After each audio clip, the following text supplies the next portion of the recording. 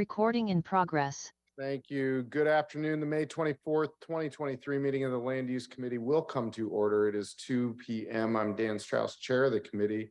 Will the clerk please call the roll? Councilmember Mosqueda. Present. Councilmember Nelson. Here in chambers. Councilmember Peterson. Present. Vice Chair Morales. Here. Chair Strauss. Present. 5 present. Thank you. And could you turn down the microphone a little bit now that folks are not all chatting? Great to see you all today. I think this is the most full this chamber has been since pre-pandemic that I've seen. So welcome to it. If you are sneezing, coughing, or otherwise exhaling, please wear a mask. I will also just remind folks, if you want to show appreciation, you can do hand signals, but clapping makes everything go longer. I am going to allow 2 minutes per speaker for today's public hearing. If you don't need 2 minutes to get your point across, please don't use the full 2 minutes. There's a lot of people and we will be spending a lot of time talking today. With that, we have 6 items on the agenda today, 5 of which are part of the Maritime and Industrial Strategies. Council Bill 120567, Council Bill 120568, Council Bill 120569, Council Bill 12570, and Council Bill 120571.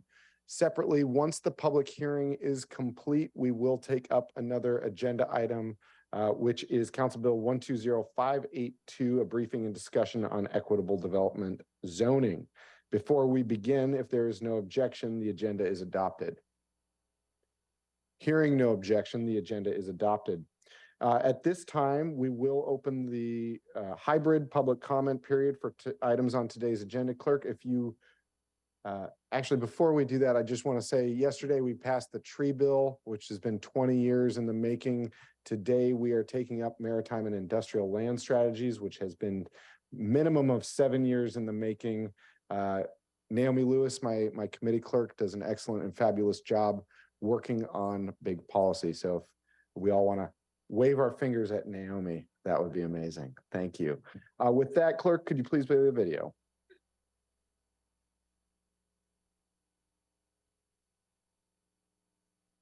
Hello, Seattle. We are the Emerald City, the city of flowers and the city of goodwill, built on indigenous land, the traditional territory of the Coast Salish peoples. The Seattle City Council welcomes remote public comment and is eager to hear from residents of our city.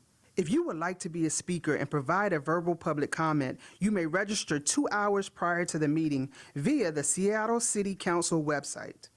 Here's some information about the public comment proceedings. Speakers are called upon in the order in which they registered on the council's website.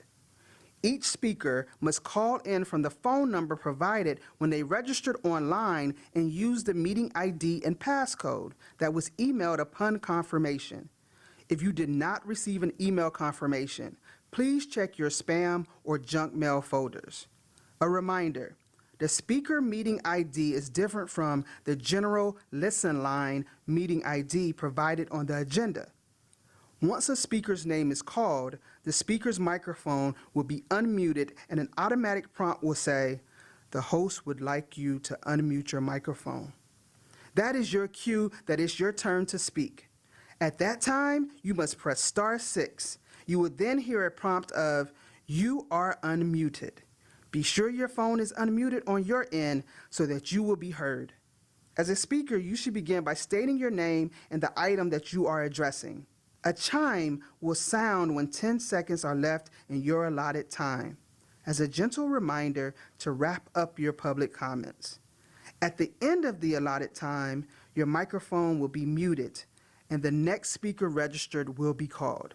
Once speakers have completed providing public comment, please disconnect from the public comment line and join us by following the meeting via Seattle Channel broadcast or through the listening line option listed on the agenda. The council reserves the right to eliminate public comment if the system is being abused, or if the process impedes the council's ability to conduct its business on behalf of residents of the city. Any offensive language that is disruptive to these proceedings or that is not focused on an appropriate topic as specified in council rules may lead to the speaker being muted by the presiding officer. Our hope is to provide an opportunity for productive discussions that will assist our orderly consideration of issues before the council. The public comment period is now open, and we will begin with the first speaker on the list. Please remember to press *6 after you hear the prompt of "You have been unmuted." Thank you, Seattle. And thank you for everyone being here. That video is just the formal way of saying, please be nice. We are going to start with a couple housekeeping items. On the agenda today are the list of amendments that have been submitted by the amendment deadline, which was May 17th. I have a number of amendments that I put forward to meet my own deadline because I inadvertently scheduled it for Sitten Mai Norwegian Constitution Day, which is a big deal in Ballard. And so I have not yet fully reviewed each of these amendments. I may not be bringing them all forward. I will ask my colleagues. We spoke in committee last time about the preference to have all amendments in the public realm. Colleagues, are there any colleagues that have amendments that are not included on the list that you think you may bring forward at a later time, which met the deadline of May 17th?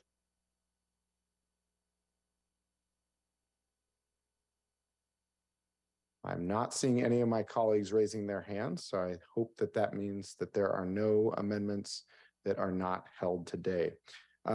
Last couple housekeeping items. Again, we're going to give everyone 2 minutes. If you don't need the full 2 minutes, please don't use them because we have about 30 people in chambers and 23 online.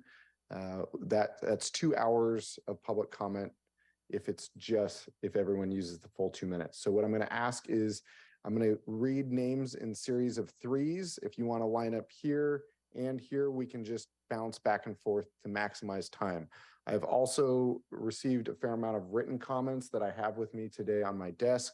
If you would like to submit written comments, they are always welcome. Today is just the public hearing. We will take up amendments at the June 8th committee meeting, which will start at 9:30 a.m.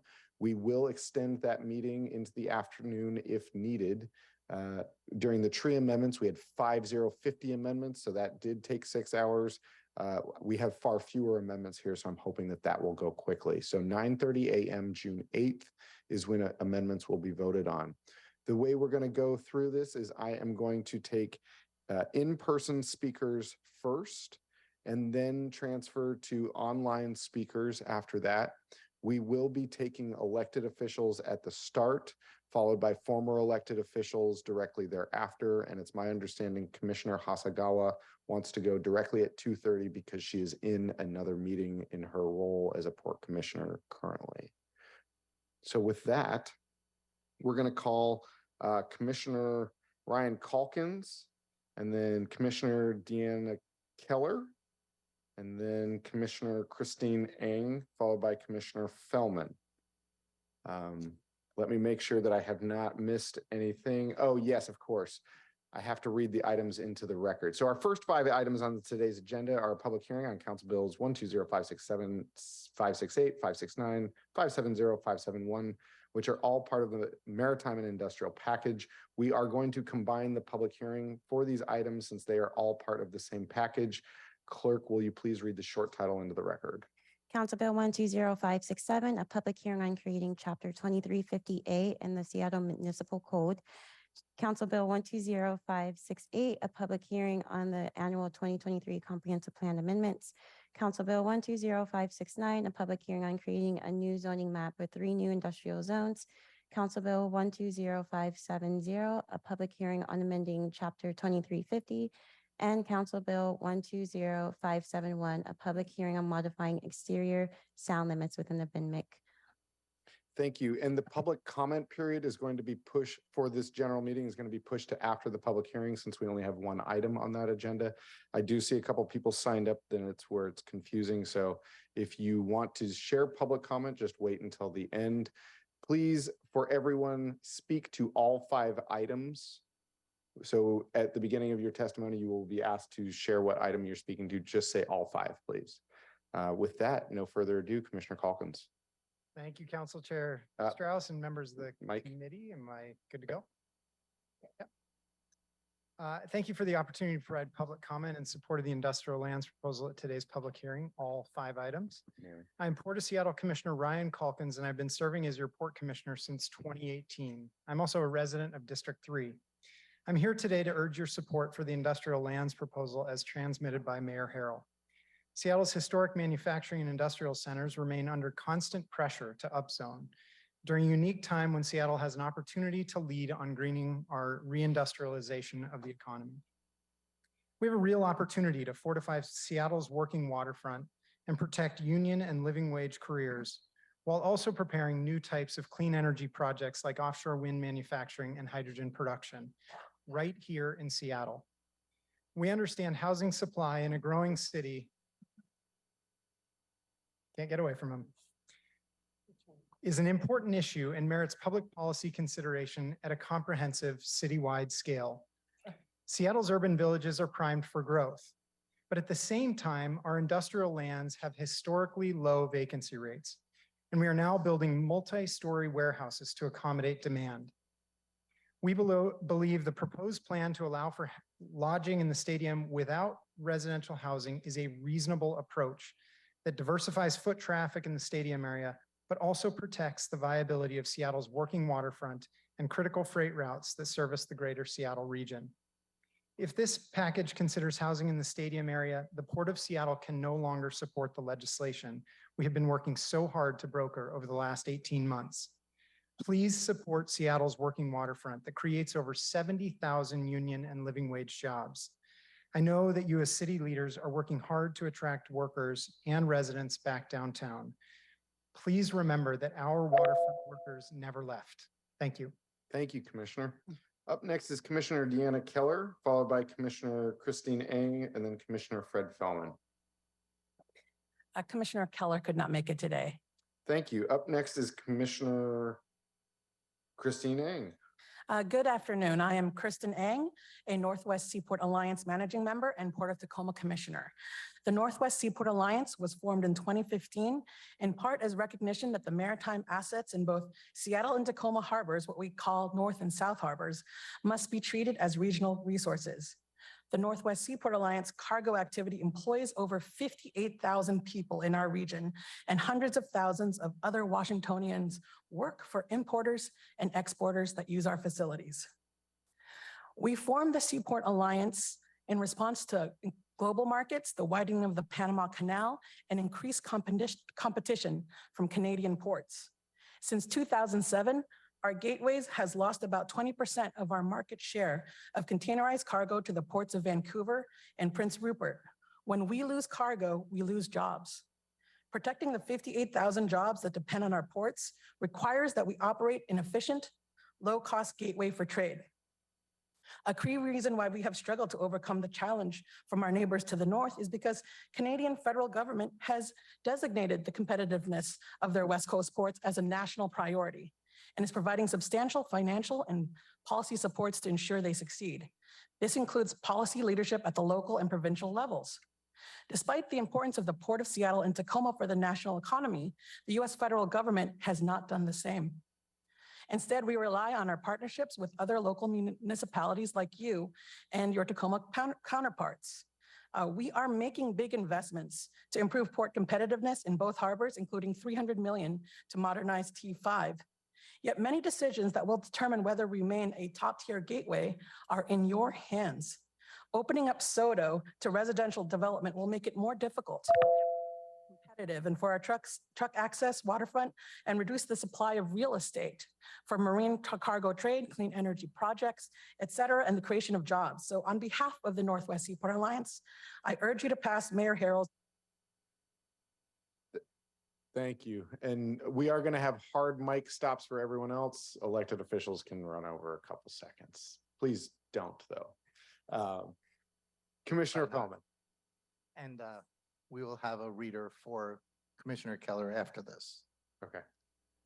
Council Chair Strauss and members of the committee, thank you for the opportunity to provide the public comments in support of the industrial lands proposal before you today, including the amendments. I'm Port of Seattle Commissioner Fred Fellman, and I've been serving in this capacity since 2016, which is when the Seaport Alliance was conceived, and I've been a managing member ever since. I'm also a Ballard resident and deeply committed to finding ways for the maritime and manufacturing industry to coexist in our communities in order to sustain living wage jobs and our quality of life. The Port of Seattle enthusiastically urges your support for the industrial lands proposal as transmitted by Mayor Harrell with those amendments. If this package deteriorates to include housing in the stadium area, the Port of Seattle can no longer support the legislation for which we've been working so hard to find common ground over the last 18 months. The Port of Seattle is greatly appreciative of Mayor Harrell's recognition of the importance of maritime and industrial lands that they play in the ecosystem needed for our gateway to remain a major international trading hub. This is especially true given the pressure that our industrial areas are subject to by this growing city. We also very much appreciate the OPCD's efforts to solicit public comment, as well as you, Chair Strauss, in the development of this zoning package. The proposal not only protects and provides access to industrial lands vital to the region's economy, it also prevents communities from being exposed to the impacts from those associated activities. Seattle's industrial zone lands make up approximately 12% of the city's total land area, but generate 30% of the city's tax base. And this is only a growing opportunity as the clean energy economy continues. These jobs depend on a diverse array of industrial lands associated with a relatively small, highly congested urban environment that includes working waterfronts, local airports, rail yards, and access to highways. In one sense, the economic vitality of our industrial lands job base is a cornerstone to addressing Seattle's livability crisis. Though many of these jobs are highly skilled, more than 2/3 do not require a four-year degree. So with your help, we will be able to keep this economic engine rolling. And thank you very much for your time. Thank you, Commissioner Fellman. And Lindsay, Commissioner Keller was first on the list out of everyone, so we're going to come back to you after all electeds have spoken, if that's all right with you. Not a problem. Up next, I have Commissioner Sam Cho, Commission President Sam Cho online. We're going to go back to you next, Commissioner.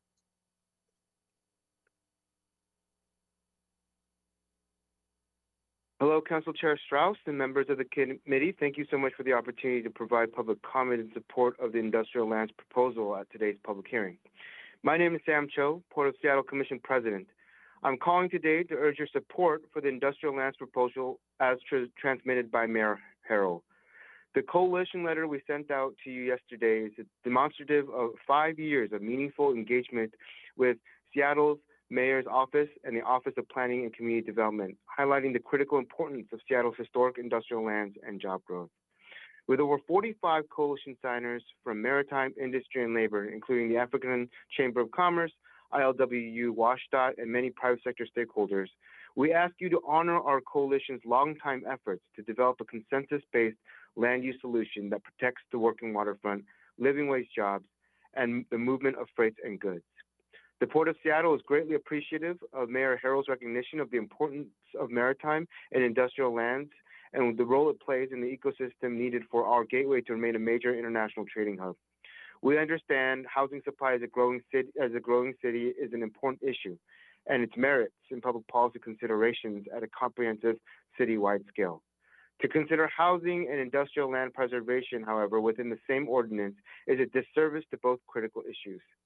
We believe the proposed plan to allow for lodging in the stadium area with a prohibition on residential housing is a reasonable compromise that diversifies foot traffic to address public safety in the stadium area, but also protects the viability of Seattle's working waterfront and critical freight routes that service the greater Seattle area region. Please support Seattle's working waterfront that creates over 70,000 union and living wage jobs, many of which do not require a four-year degree. I urge you to honor Seattle's rich history and heritage of fishing and commerce and support the package as transmitted by Mayor Harrell. Thank you so much. Thank you, Commissioner President. We do have Commissioner Toshika Hasegawa available now. So Commissioner Hasegawa, you are up next. Press *6 when you are ready. I see you're off mute. Good afternoon, Chair Strauss and honorable members of the committee. My name is Toshiko Hasegawa. I'm a Port of Seattle Commissioner and Vice President, and also a resident of District 2. And it's my honor to appear before you today to urge your support for the industrial lands proposal as transmitted by Mayor Harrell. We believe that the proposed plan to allow for lodging in the stadium area with a prohibition on residential housing is a reasonable approach that won't compromise the viability of Seattle's working waterfront. Housing supply is an important issue that merits public policy consideration at a citywide scale. And as policymakers, it's our job to think about how to equitably meet the needs of our growing region. I'm here to tell you that industrial lands are fundamentally incompatible with a decent quality of life for residents. Housing in the stadium districts will only create social problems as there are no grocery stores, no green spaces, no parks, or schools, or doctors, or libraries, no childcare. People deserve to live in neighborhoods, which is why the port encouraged you to densify in currently residentially zoned areas.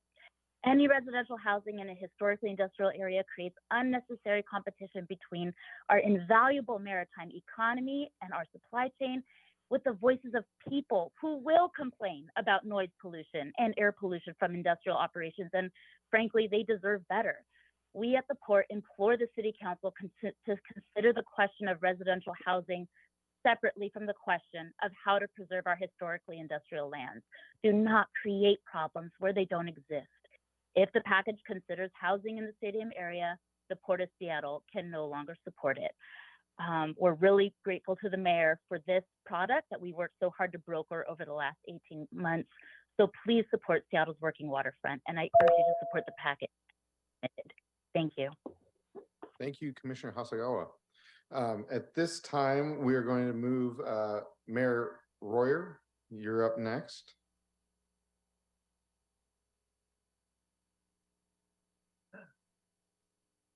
Thank you, Mr. Chairman. My name is Charlie Royer. I'm a resident of Pioneer Square, 97 South Jackson, and very pleased to be able to be here to comment on the maritime package. Some background. I served while living in Pioneer Square as founding co-chair both of the Alliance for the Square City Committee appointed by the council and the mayor to oversee the viaduct replacement and the now nearly completed waterfront replacement project. Before that, I was your mayor for 12 years and finally in retirement, and maybe most relevant to your committee today, I chaired and served on the board of the Major League Baseball Public Facilities Committee District, which along with the Public Stadium Authority was charged with protecting the city's almost $1 billion investment in public stadiums, publicly financed stadiums in the district. As it turned out, my friend Fred Mendoza, chair of the PSA, and I, when we realized that the waterfront project was real and was about to happen, and that we were both going to be involved, we felt we had a responsibility to work with the state and the city, and we developed a process. The PFD and PSA together funded, organized a process which produced essentially the comprehensive plan amendment that you have in front of you today. With that background and with the support here today of some labor unions, neighbors in the square and Chinatown International District, all the years of study and analysis conducted by at least 5 mayors, some of them serving for a while and some not, and their committees, our nonprofit and private housing partners, and a host of artists and people who make things have come together to urge you to support relatively small changes in the mayor's recommendations, all based on the EIS preferred alternative that allows limited units of affordable and workforce housing. Safer streets and parks, we believe, will result in that neighborhood. New light industrial jobs in limited parts of that MIC and the other industrial areas. We hope the stadium district as well. Planning director's report says housing as conceived will present no additional adverse impacts to industrial lands. We understand the concern of the port and the unions who who take their livelihood from that important economic engine of our city. But housing thoughtfully implemented can improve public safety and is not incompatible with the industrial areas to the south and west, according to the multi-year industrial lands stakeholder process.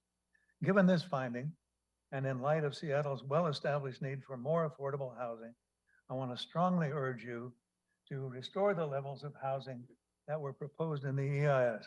And there's room here for compromise and changes and working this issue.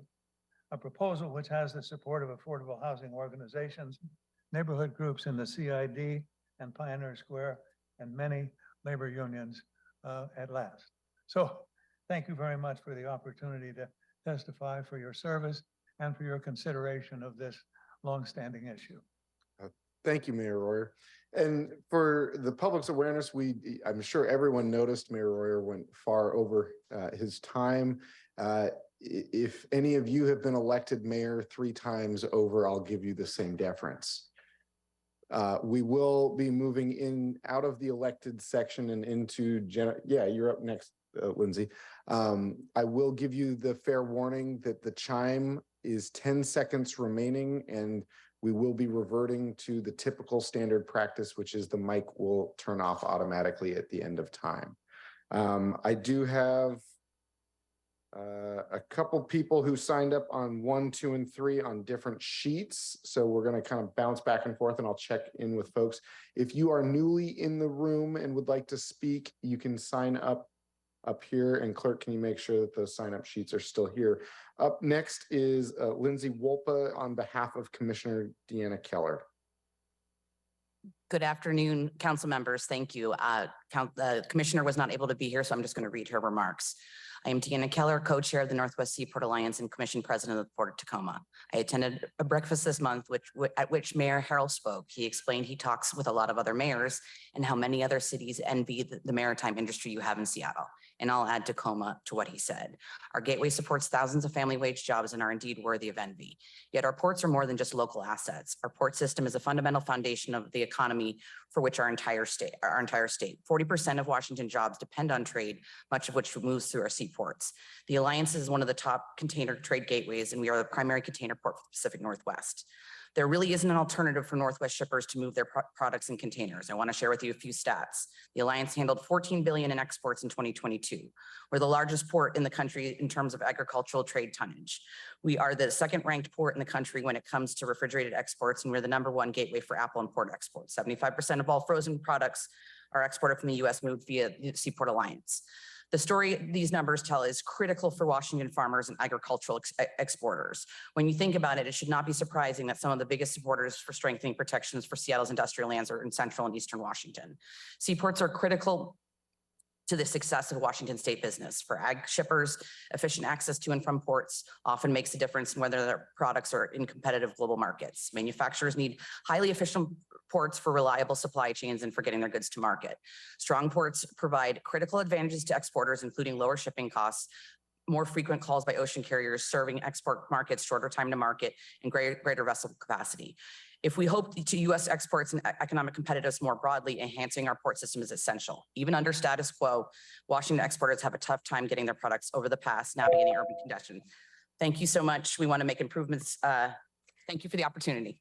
Thank you, Lindsay. On behalf of Deanna, Commissioner Keller. Again, we're going to do jazz hands today. Thank you.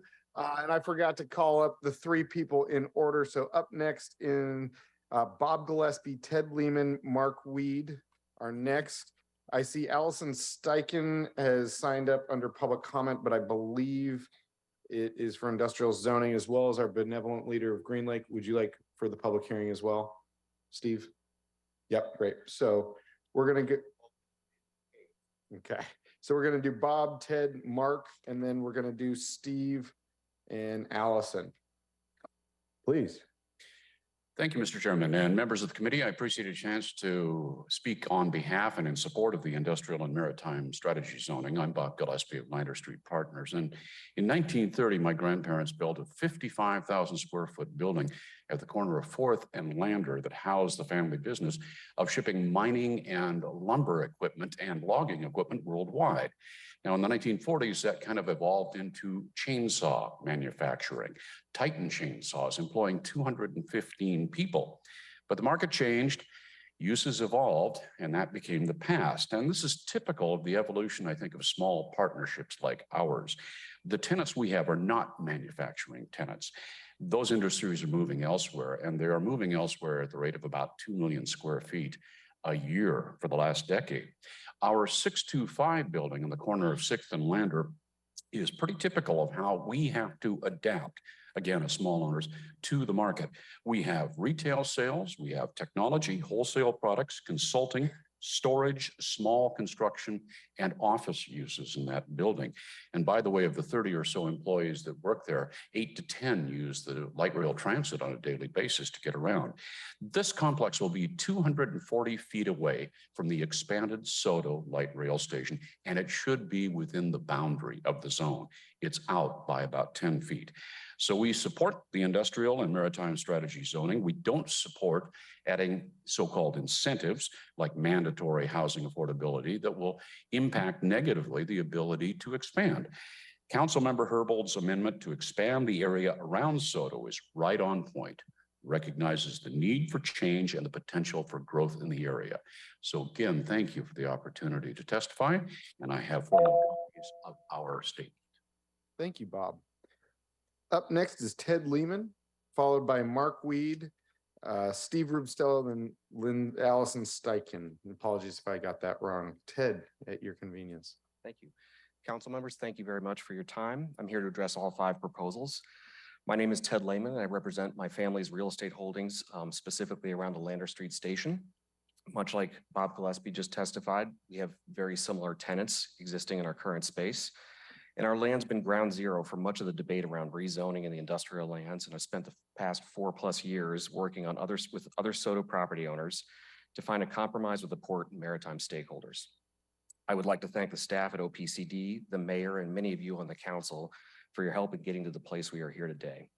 The proposals in front of you, including the amendment from Councilmember Herbold, we are strongly in support of. It's a great first step in a long overdue process to revitalize our industrial building inventory and add true TOD development around our light rail stations.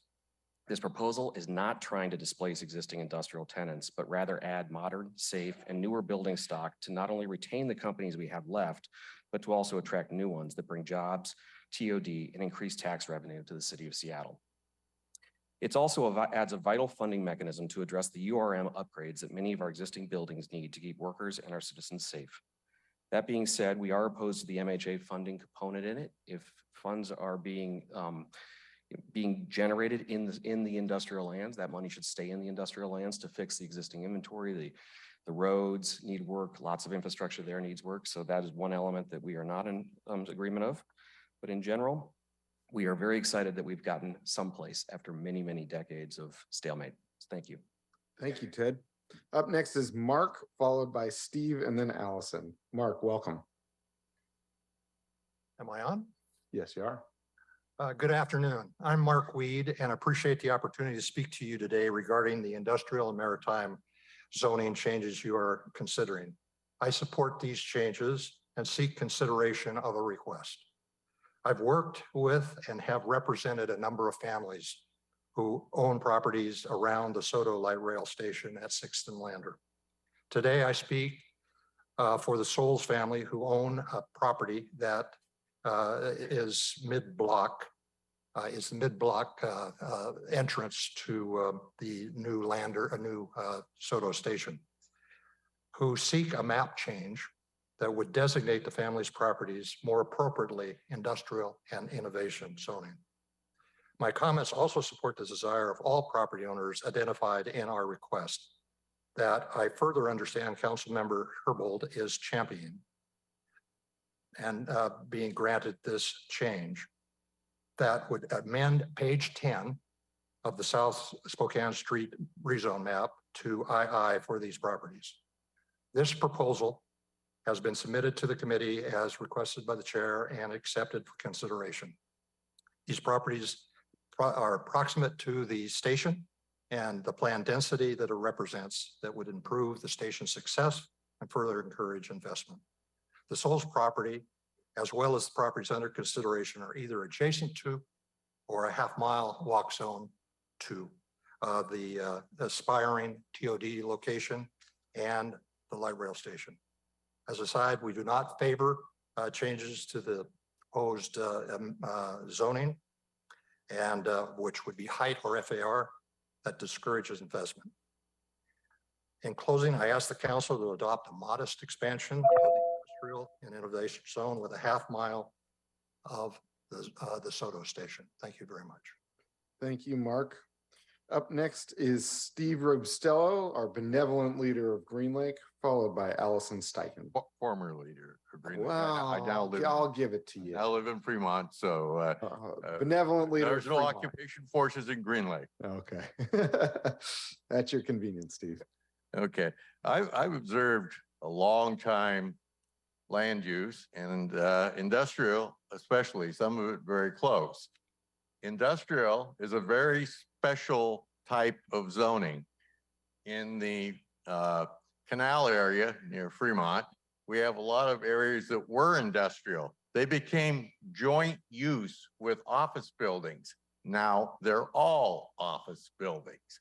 Industrial needs to be preserved. Joint use with industrial generally means transition to some other use. And that has been the history in Seattle, whether it's on the Ship Canal or somewhere else. The other thing is the noise, smells, 24-hour activity that happens in an industrial area means that when you start adding housing and other things, it will eventually not be an industrial area, because guess what? The other uses will start complaining. Now, it may take a little while, but it will happen and you will see transition. So when you take an industrial zone and you make it a joint use zone, you add other things, you are actually talking about removing that in the long term from industrial use. That's the history of Seattle and everywhere else that I have seen.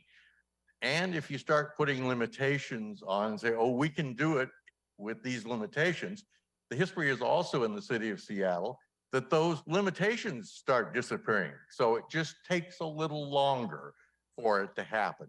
So if we want to maintain industrial, which I think is an economic plus in this city by a long shot, we should be doing things to preserve, not to combine, and to make sure that it has a healthy environment and it doesn't impose upon others by shoving people together.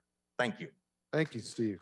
Little jazz hands, jazz hands. Thank you. You can all see why he is the benevolent leader of formerly Green Lake, now Fremont. Allison, up next.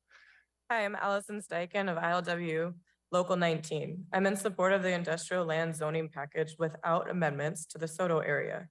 The amendments would adversely impact Seattle's working waterfront and beyond.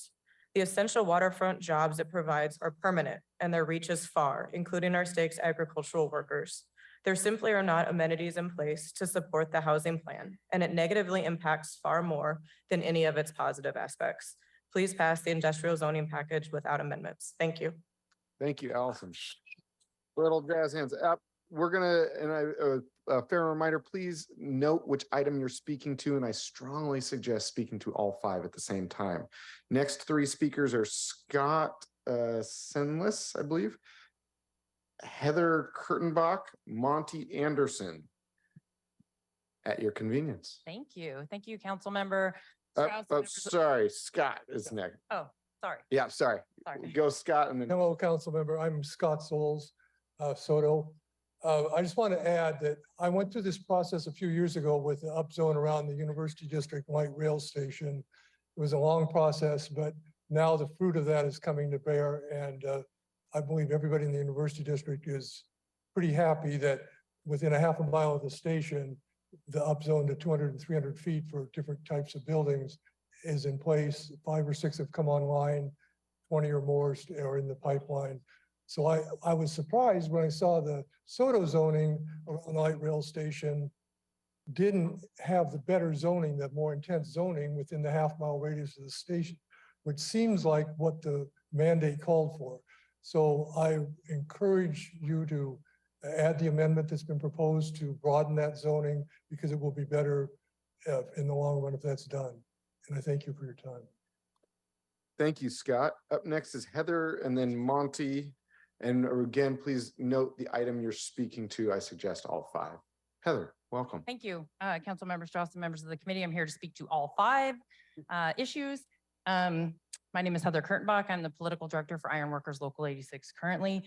We are here asking for the amendment to support the development of a makers district in the stadium area, which would include workforce housing. The ironworkers believe we can maintain our traditional and very important industrial and maritime job base and also create a vibrant light industrial makers district with a project labor agreement that creates economic opportunity for folks like myself who come to the trades from incarceration. 18 years ago, I have worked my way up and I'm now a labor leader within my local union, trying to provide opportunities for folks like myself. So that's my job.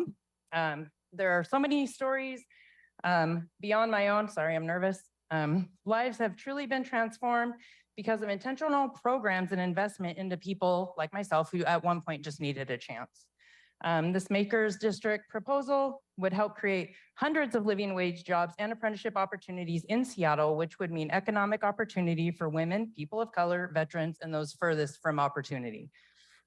Makers District in the stadium area is a win-win in the community, in our opinion, workers and the region. Your own city report made clear that this proposal would not adversely impact our industrial partners. Please adopt the preferred alternative, keep the housing in the stadium area, and don't miss this chance to create economic opportunity for those who need it most. Lastly, frankly, I'm disappointed that we're even having to be here today and not all in agreement to this wonderful opportunity. Thank you. Thank you, Heather. Thank you. Up next is Monty, followed by Terry Mast, Billy Hetherington, and Doug Osterman. Monty. Yes, welcome. thank you very much. My name is Monty Anderson. I'm speaking on all five items. I represent Seattle Construction Building Trades, 15,000 hardworking men and women here. I just want to be clear that the reason we're here is because we don't believe that this is just some either or choice. We know that housing was in the original deal. We know that the city's report said, and I quote, will not cause additional adverse aspects on nearby industrial activities. That's a fact. And the only reason it's not in there is because politically it got taken out. So that's why we're here today to say, listen, we've got a good opportunity. We've got private investment. We always talk about this stool we need. We need the community, we need the workers, and we need private investment. So all that comes together here, and what do? We make a political deal to take it out, and then we're going to turn around and put the rest of the tax burden on everybody else in the city to build affordable housing. That is a recipe for disaster. And like I said, I get it. We do a lot of political deals ourselves, but this one here was done without taking in all the facts. Having private investment for these maker zones is really important. Having affordable housing for people is really important. Having an industrial zone is really important. They're not all mutually exclusive. And the fact that everybody's just here reading their pre-read stuff that they were told to read, I think shows you that everybody is stuck in their corners and not listening. And that's why I like that we're here in front of the Seattle Council. The Seattle Council here is pragmatic and understands that community is talking about this, not just big business, and we're gonna make the right decisions based on the facts. And I know that City Council here all has the same facts I have, that there's a report that says this does not affect the trucks downtown. So I'm hoping that we can all be pragmatic and do something for the makers in this community and the workers in this community. Thank you very much. Thank you, Monty. Up next is Terry Mast, followed by Billy Hetherington, and then Doug Osterman. Terry, welcome. Thank you. Chairman Strauss, committee members, good afternoon, and thank you for allowing public comment today. I'm Terry Mast, the National Secretary Treasurer of the Inland Boatmen's Union, the Marine Division of the ILWU. We represent over 2,000 mariners who work in the Puget Sound area. We work on tugboats, ferries, and marine construction and related industry. I served on the working committee of the city's industrial land strategy process through the last 3 mayors. I'm before you today to ask for your support of our final package. All the stakeholders were involved in this process, and we worked hard over many years to put this together. We identified our industrial areas we prioritized our goals, we debated, we collaborated, and in the end, we came together with a consensus to present the package we did to you. And we did consider housing, and we mapped out areas where we thought housing was appropriate. Seattle is a maritime city. Seattle is a port city. Maritime is essential to the economy and health of our city and state. We are a trade-dependent state. Maritime is one of the top industry in our state, yet sometimes our members feel as if they're the invisible workers. While working on the water or at the water's edge, many people don't realize or know what the work is that we do. Our jobs entail moving cargo. We recently, through the supply chain crisis, brought the attention to the public of what the work is that we do. When people couldn't get what they needed at their grocery store, that was because of the supply chain. We move goods, and we want everyone to have what they need at the supermarket and everywhere else. We understand that. We are the essential workers, working nonstop through the pandemic, risking our own health to provide transportation services and move goods. Our industry is growing. Thank you, Terry. We're gonna do these. Up next is Billy Hetherington, followed by Doug Osterman, and then Olga Sagan. Billy. Thank you, Chair and members of the committee. Good afternoon. My name is Billy Hetherington. I'm a proud 23-year member of Labor's Local 242, and I want to speak to all 5 items today. Excuse me, my voice is a little hoarse, but I'm here today to ask you to go back to the preferred alternative from the EIS for this industrial land and maritime strategy to include the package of amendment to support the development of the Makers District in the stadium area, which would include workforce housing. We can work together to protect and maintain our region's traditional and important industrial and maritime job base, and also create a vibrant light industrial Makers District in the stadium area that was built with a project labor agreement. We have a huge opportunity to grow both construction jobs and long-term makers jobs in this new area near the stadium district, as well as create apprenticeship opportunities and opportunities for new people to enter the construction industry, veterans, women, minorities to enter the construction industry.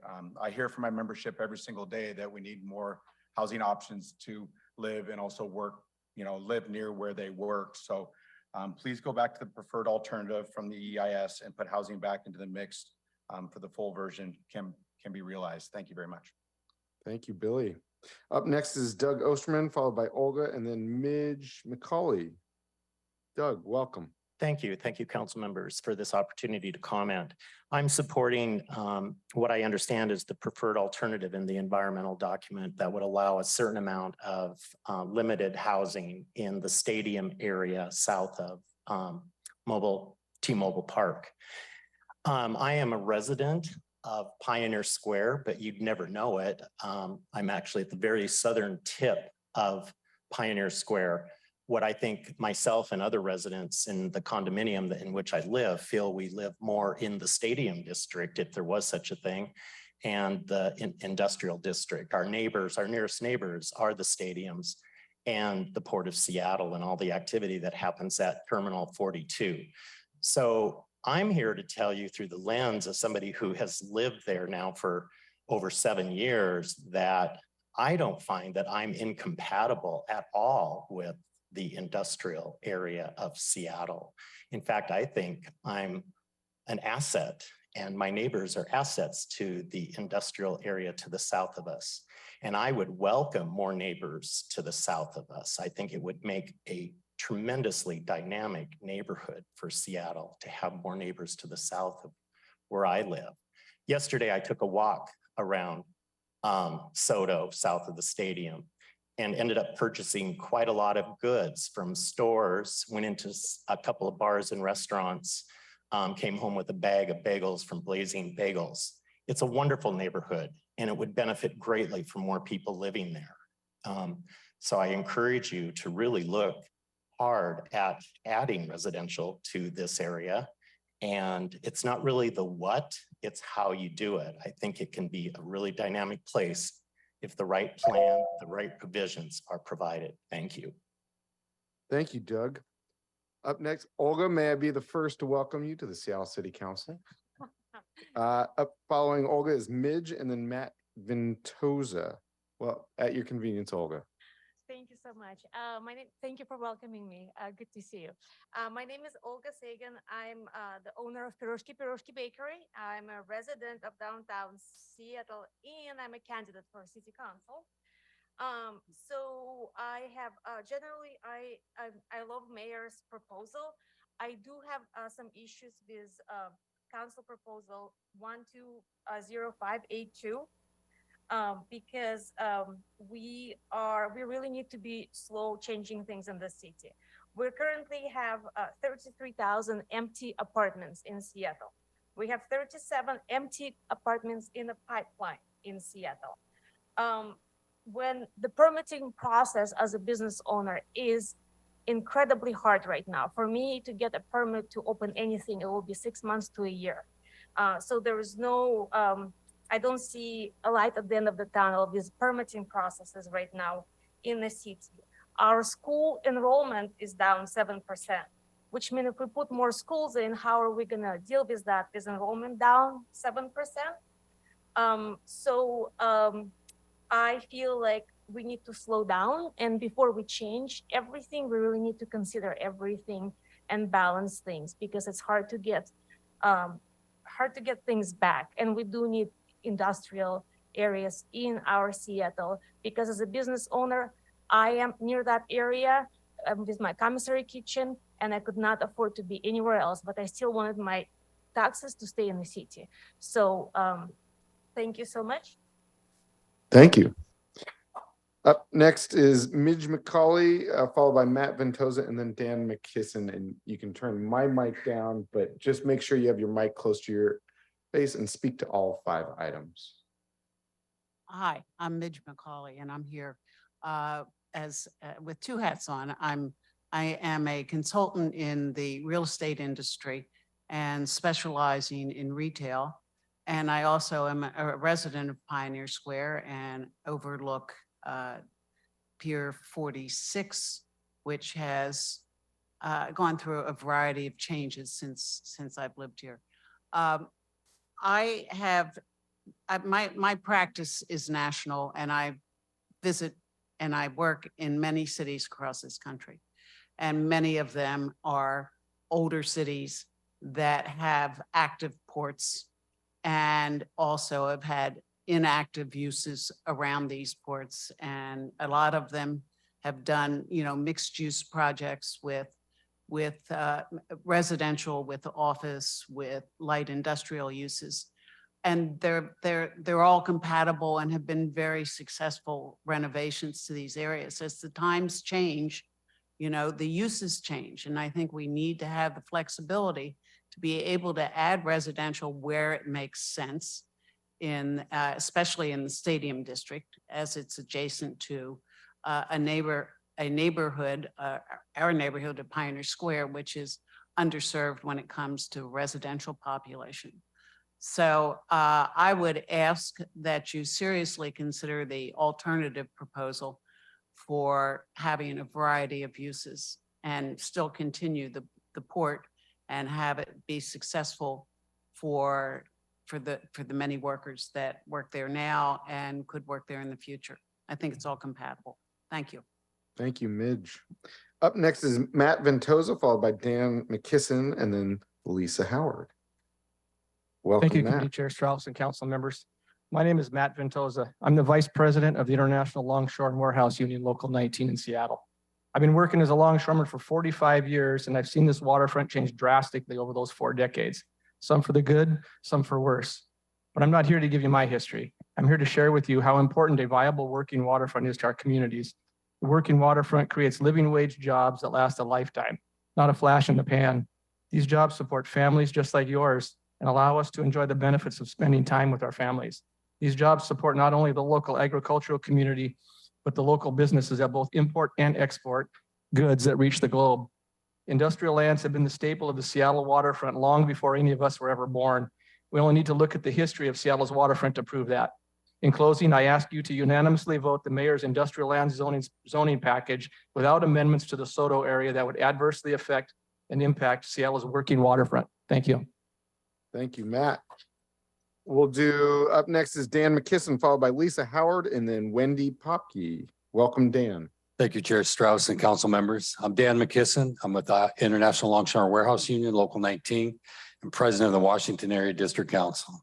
I have a high school education. I owe everything that I have right now to my job at the port and the union that supports me. As president of Washington Area District Council, I represent 11 other ports in the state, members that work there. And this is not a new issue. Every port's dealing with this issue of industrial lands and people trying to take those industrial lands for other uses. Unfortunately, we keep coming back to this in this area. Let's talk about this corridor that we're trying to preserve for industrial uses. SR 519 is known Atlantic Avenue, or what is better known as Edgar Martinez Way. That's 50% of the project that was originally planned, which was thwarted by a hotel being built on Royal Brougham. You're supposed to have several lanes to I-90, I-5 one way, several the other way. So it's 50% of the project that was originally done. First Avenue South, that is a heavy haul corridor at this time. So you're looking at putting housing and a lot of people down there, where you have many trucks that are trying to go to Eastern Washington back and forth to get their goods to the ports. And you're going to have a heavy haul corridor that's going to come down First Avenue South and make a left on Holgate. It's a recipe for disaster. We had an incident in front of our hall last week. Truck hit a bicyclist. No one wants to see that. There's no dedicated bicycle lanes down there. This area needs improvements right as it is before you even consider housing. We're not really for hotels, but this is, a concession. We'll work with dealing with hotels and possibly mitigating those issues. So please don't. Thank you. Up next, thank you, friends. We're going to pretend we're in the jazz hall, jazz hands. Up next is Lisa Howard, followed by Wendy Popke and then Robbie Robinson. Lisa, great to see you. Awesome. Thank you. Hello, my name is Lisa Howard. I'm going to be speaking on all 5 items today. I'm here on behalf of the Alliance for Pioneer Square, a nonprofit organization working for the betterment of the historic district, to express my strong support for the inclusion of housing in the stadium area as an allowed land use in keeping with the preferred alternative of the environmental documents. Pioneer Square is directly to the north of the proposed change and will be directly impacted by the future of this area. As our city continues to grow and evolve, it is crucial that we take a comprehensive approach to our land use policies that address the needs of all members of our community, including those that are struggling to find housing. We know there are concerns about the potential impact of housing within the stadium area. Many of the fears that we have heard today have happened decades ago. We know that you're going to be taking up a topic that's very controversial, and a lot of people have a lot of interest in what happens here. And we thank you for your work within this. But given the changes that have happened over the last couple of decades and the current reality of the stadium area, we urge you to, again, consider a proposal for an addition of the housing in the area with the environmental documents guiding. And we are committed to working together to create a more equitable and sustainable future for our city. Please adopt the proposed amendment. Thank you. Thank you, Lisa. Up next is Wendy Popke, followed by Robbie Robinson and then Joe Wall. Welcome, Wendy. Hi, my name is Wendy Nelson Popke, and I'm here on behalf of our family-owned Nelson Motors property. We, along with our neighbors, are located in the triangular block north of Leary Way between 17th Avenue Northwest and Northwest Dock Place. We're just down the street from the old Ballard Food Bank. My grandfather started Nelson Motors in 1922, and this property was the original site of Nelson Chevrolet. The Nelsons have a long history in Ballard with 3 generations born and raised here. In fact, this year we received from the state of Washington the designation of a century corporation, meaning that Nelson Motors has been incorporated for 100 years, and all of that time we have had a business, owned real estate, and paid taxes in Ballard. Our block is not within the BIMNIC. However, it is located in the Ballard Hub Urban Village and is within a 15-minute walk of the future Ballard Light Rail. We are surrounded by retail, medical, and residential uses north of Leary Way. As Ballard continues to grow, the neighborhood housing should be focused in the Hub Urban Village. Given that our block is located inside the hub urban village and we are separated from the traditional maritime and industrial areas to the south below Leary Way, we are respectfully requesting the council rezone our block to neighborhood commercial 3 with a 75-foot height limit. Under the new NC3 zoning, a mixed-use project could potentially provide up to 225 new apartments and over 3.5 million in MHA fees to support affordable housing in Ballard. While we do not have any development plans, we think this zoning better positions the block for the city's long-term goals. We ask that the council adopt our amendment to rezone the block to NC3 with 75-foot height limit. Thank you. Thank you. And thank you for your commitment to Ballard. Up next is Robbie Robinson, followed by Joe Wall, and then Alex Zimmerman. Welcome, Robbie. Thank you, Chairman Strauss. I'm here to speak on all 5 proposals. My name is Robbie Robinson. I'm the business agent for the Inland Boatmen's Union, Puget Sound Region, Freight Towing, and Environmental. I'm here to speak out for the preservation of industrial lands. 1 in 4 jobs in Washington are related to maritime industries. There are thousands of workers in Washington state whose jobs depend on industrial land to maintain their livelihood. We need to protect and preserve industrial lands to keep Seattle as a major international port. Once we lose industrial land, it is gone forever. Losing industrial land means losing easy access to our port. Access between the freeways and the port is difficult now. Losing industrial lands will only make it worse. I ask that you keep industrial land zoned industrial, preserve our strong ties with international trade. Let's keep industrial lands industrial and keep Seattle as a major international seaport. Thank you. Thank you, Robbie. Up next is Joe Wall, followed by Alex Zimmerman, if Alex is still in the building. Steve, you've already spoken, and then so we're going to go with Dan Fiorito after that. Joe, welcome. Good Thank you, Dan. Thank you, council members, for being here and being the in-person presence. I appreciate that.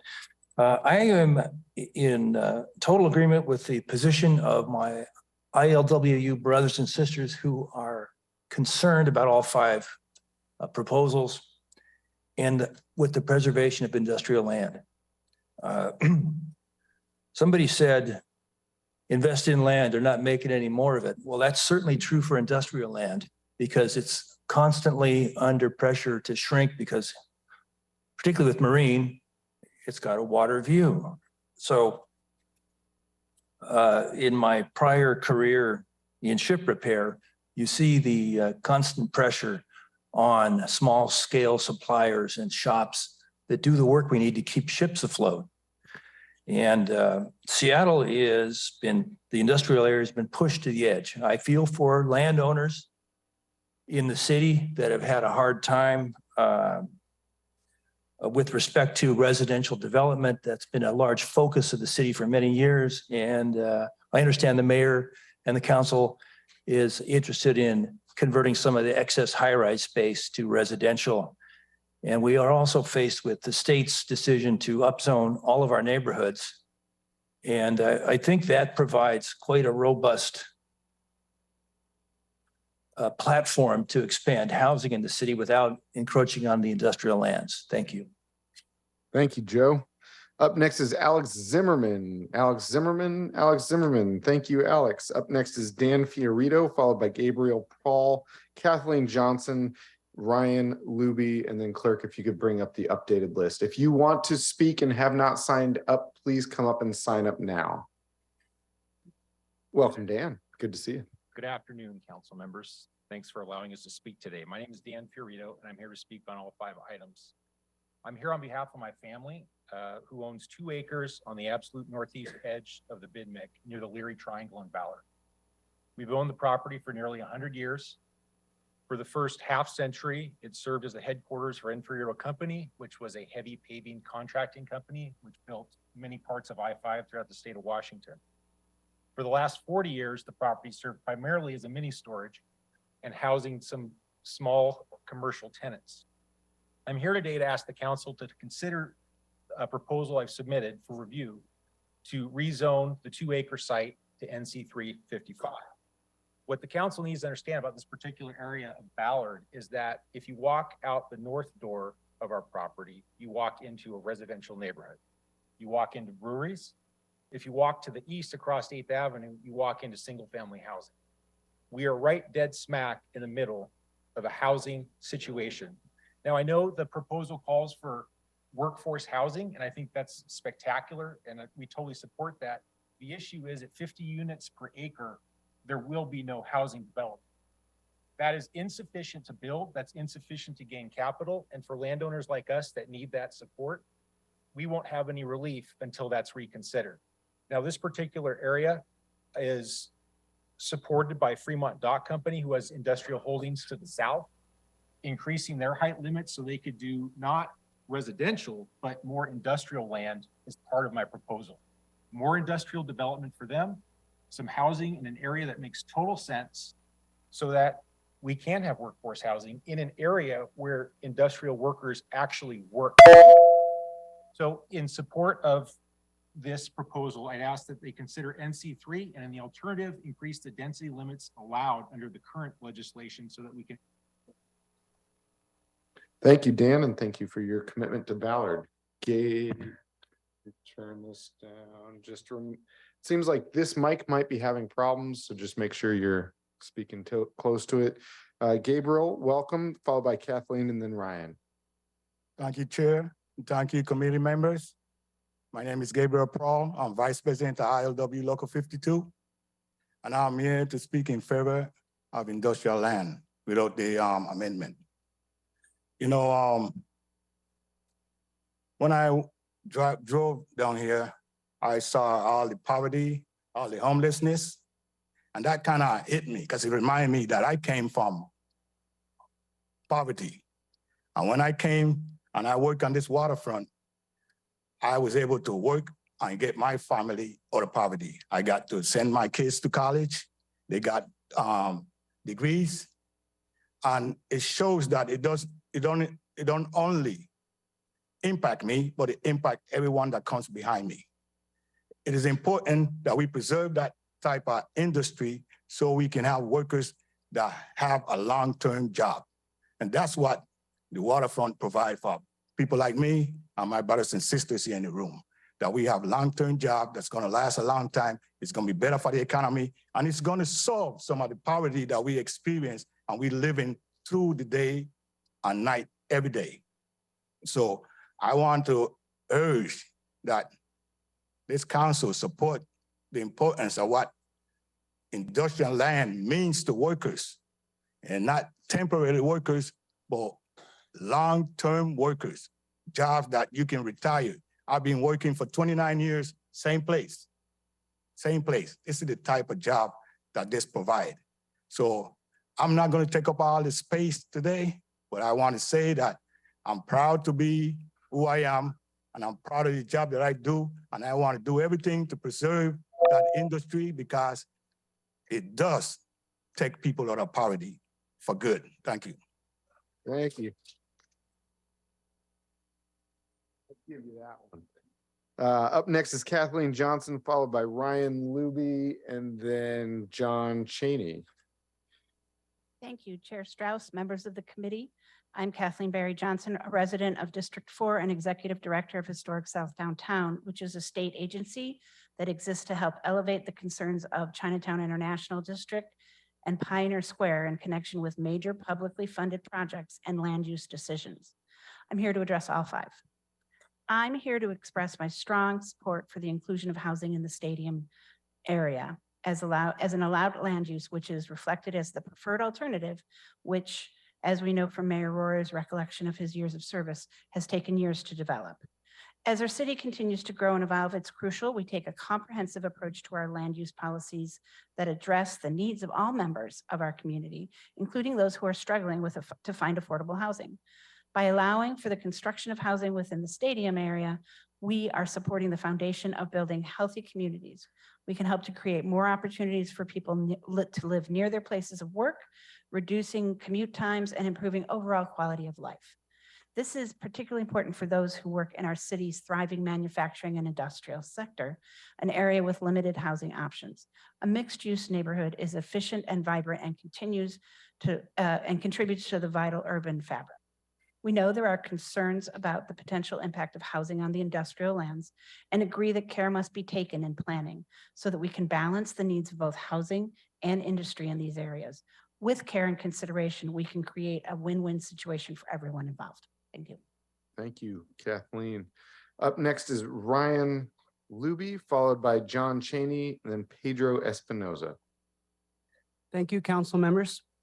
I am Ryan Luby, Local 19. I'm in support of the mayor's proposition and on all 5. Mayor Jay Inslee signed in that one single family home can now be 6 residents with 2 low-income housing. To the south of Michigan Street Bridge are hundreds of single-family homes that need to be repaired and have schools, have stores, have a community already in place. Up Delridge has many single-family homes that need to be repaired or torn down and put 6 residents with 2 low-income housing. We already have in place a plan to put residents near downtown Seattle. Industrial districts are industrial districts for a reason. 25% of the capacity of our ports is today. What happens when it's 75% capacity? What happens when it's 120% capacity? The more people you put in downtown Seattle and the surrounding communities adds to the consumption of all goods in Washington state. Right now, we are getting most of our stuff in by train from the East Coast. You have to question why that is the case and why we are only at 25% capacity. And know that we are strong and we will continue to be the port of Seattle. Thank you. Thank you, Ryan. Up next is John Cheney, followed by Pedro Espinoza, Sarah Shear, Paul Pemberton, Waylon Roberts. I see a number of people signed up online that I'm seeing. I see Vince, you're signed up online, but I'm just going to call you up since you're here in person. If there are others that have signed up online, just once we get to Vince, raise your hand. Up next is John. Welcome. My name is John Cheney. I'm the Vice President of the Lake Union Liveaboard Association, which covers housing all over Seattle. It's kind of the problem that I see here. I'm an invisible person. I'm an invisible person to your policies related to housing in this city. I am an invisible person when you talk about people like me who live on the water. We don't live over it in apartments or condos. We live on the water. And the consideration for us as residents and stakeholders is very low. You have a policy proposal in this which says no residential. Well, what about us? Just like industrial uses, my residence needs water. So why not really include us? We were not included in the outreach and discussion of this whole thing. I don't see us included in the environmental impact statement. I think this is a huge loss to the city. I and my neighbors are thousands of residents in this city, which have no recognition of our residential stake in this city. And I didn't particularly get much notice from my landlord, which is the Port of Seattle, if they're still here. So we need to be seen. We need to be heard. We need to be considered. And in this case, the policy proposals, the anti-residential policy proposals are detrimental to us as long-term historic residents on the water in the city of Seattle. So I urge you to not adopt these policies until you have taken us into consideration. We don't mind living with industrial uses. We live with them forever. We're just fine. So please see us. Thank you.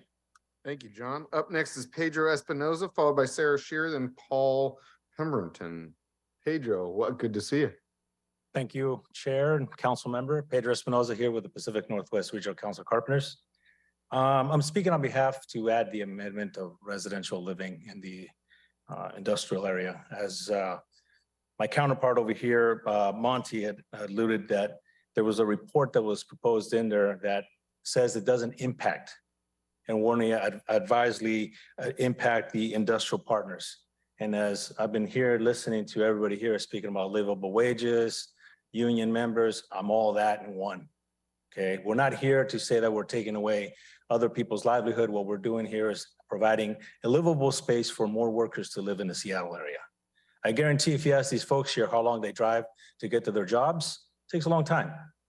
But given the opportunity, if these residences are open for them to live nearby their jobs, I'm pretty sure they'll be happy, just like some of our members would be. We also have members that work in the port. We have members that work everywhere. We're not here to take away jobs. What we're here is to provide an opportunity for people to live near the city. And when it comes to people living in the city, we're not going to stop people moving to Seattle. It's a growing city. It's becoming a very popular city. So if we start surrounding the wagons around certain areas that we can't do this and we can't build that, I think we are pretty smart in here that we can all come to a consensus and not be arguing and fighting. When it comes to worker housing, affordable housing, that's what we need.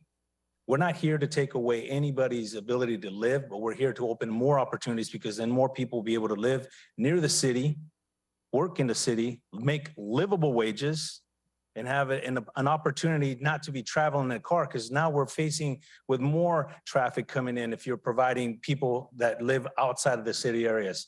If you ask most of these folks here, they live farther than where they work at. You want to talk about family time? Bring it closer to them so they won't be out there driving. And I propose that you put the amendment back in or not take it out and actually look at it and concise and come to things. Thank you, Pedro. Up next is Sarah Shearer, followed by Paul Pemberton and then Waylon Robert. Sarah, great to see you. Good to see you. My name is Sarah Shearer with the Transportation Institute, representing the U.S. flagged merchant shipping fleet. I've been in the maritime industry for 30 plus years. I was formerly the maritime and manufacturing advocate for the City of Seattle's Office of Economic Development during the Durkin administration. I worked with the team and helped with from SDOT, DON, OPCD to engage industrial businesses and the community for many months. We came to a consensus. We had very specific recommendations that everyone agreed to, including the developers. My comments are in support of passing the industrial land zoning package with no amendments in the SoDo area.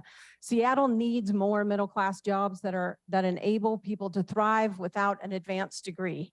Societies with strong middle-class experience, higher levels of social trust, but also better educational outcomes, lower crime incidents, better health outcomes, and higher life satisfaction. With only 55% of the Seattle public school graduates earning a post-secondary credential within 8 years of high school graduation and persistent achievement gaps by race and ethnicity, many of our young people are at risk of being left further behind. This growing economic inequity is unacceptable condition at odds with our city's vision for inclusive economy. You know just as well as I do that if we lose industrial lands, we will never get them back. If you want to continue to slowly kill the middle class in Seattle, take away more industrial lands. There are plenty of places that are already zoned residential. We all agreed in the process. Be smarter with the lands that we already have zoned that way. Don't steal jobs away from the current dwindling middle class and future careers with low barriers to entry. The protection of the maritime and manufacturing industry centers are essential to our day-to-day livelihood of our city and are critical to living wage careers. Adding housing beyond what was originally agreed will adversely impact Seattle's middle class, Seattle's working waterfront, and the manufacturing industrial areas. Please unanimously pass the mayor's industrial lands zoning package to the full council without amendments to the SoDo area. Thank you very much. Thank you. And my apologies, we did not start the timer on time. So I guess Mayor Royer got an exception and Sarah, as the former president or Dean of the Seattle Maritime Academy in Ballard also got one, but so now we're kind of evened out there. Apologies there. We'll make sure that the timer is started on time next time. Up next is Paul Pemberington, followed by Waylon Robert, and then Vince O'Halloran. Okay, ladies and gentlemen, and longshore workers, and members of the council who happen to be available. I want to assure you that I am soundly in favor of progress in zoning. We continue to change zoning. We've changed zoning radically in this city through state initiatives to allow the building of multiplexes in almost every neighborhood. My neighborhood is one of them. I live in central Seattle. The change that I've witnessed in my neighborhood has been stupendous. It's gentrification on steroids. So we have the ability to provide for housing and for the next 20 years if we use it expeditiously. We do not need to impact the Soto area and the industrial lands. At this point, we've got a potential for having a great port use in this city, and the industrial lands are the ones that support it in the most obvious way. And we need to keep those industrial lands and allow that the people who live there aren't threatened by the costs that may be raised by additional residences in that area. Also, industrial lands are designed to not be a pleasant place to live around. So let us keep that partition the way it is in the city. Let's keep going, and the pattern that we've all agreed to over a period of 20 years, the pattern I've witnessed in my, basically since 1978 on the waterfront and then central Seattle. Thank you, Paul. Up next is Waylon Robert, and then Vince O'Halloran. And then if you signed up online and have come in person, just come on up after Vince. Waylon, welcome. Thank you so much, Paul. Waylon Robert here, Sailors Union in the Pacific. We've been around here since 1885. We represent many of the U.S. flag ships, including our military contract ships. I had 10 shots in my arm last week to work on these. These are the first line of defense for our nation's international security. In this time of uncertain global security, it is critical that our freight corridors and maritime industrial lands stay how they are. We represent nearly 30% of the city's tax base, which is critical for funding affordable housing development. I've lived in Ballard my entire life and have seen many of my neighbors displaced by the rising costs. We understand that we need to build more affordable housing. And many of our neighbors, like I saw Joe over there, he lives a couple blocks from me. We understand that we need to build more affordable housing, but we cannot risk our very jobs that allow us to pay our property taxes, which we are getting squeezed on every year. So please keep the mayor's proposal how it is. And we at the Sailors Union of the Pacific are opposed to this housing amendment. Thank you. Thank you, Waylon. Up next is Vince O'Halloran. And then again, if you are in person but signed up online and you like to come up, just come up to the mic after Vince. Welcome, Vince. Good afternoon, Chair Strauss, fellow council members. My name is Vince O'Halloran. I'm currently Vice President of the Puget Sound Ports Council, Maritime Trades Department, AFL-CIO. We fully support the mayor's maritime and industrial lands package.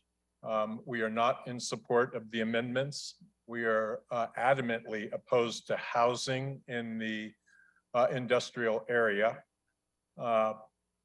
In 1969, I sailed into the Puget Sound and docked here on on the SS Mariposa Matson ship. On my way here today, there's the Matson ship Manalani docked right down there at Terminal 46. That has always provided great jobs for our members and people of Seattle. You've heard all of the good arguments for and against. I would just like to say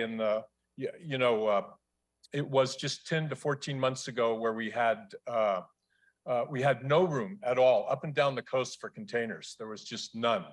And that's been alleviated a little, but there's still a tremendous amount of need for industrial lands. And Seattle is a great place for them. In the words of Mark Twain, the rumors of the Port of Seattle's demise are greatly exaggerated, and that's testified by all of us here today. Thank you. Thank you, Vince. We are now going to move over to the hybrid public comment. If you are in person and would like to speak, you have the opportunity to sign up until we are complete. Mr. G, I'm going to walk through who has already spoken, who's on the online comment. So Pedro Espinoza has spoken. Waylon Robert has spoken. Sarah Shear has spoken. Vince O'Halloran has spoken. And I'm now going to call the folks who are not present online so that you have time to call in. Although Andrea, is Andrea in the room? Not seeing Andrea. So Andrea Porter, you are not present. Josh Friedman, you are not present. Patience Mawaba, you are not present. Joel Ng, you are not present. And Mark Simpson, please call in to the phone number provided in the RSVP, not the public listen line. Once you RSVP'd or once you've registered for this public comment, you will receive an email. Please check your spam folders. It is different than the public listen line. With that, we have about 25 speakers, so this will take about another hour if everyone uses their 2 minutes, just warning you there.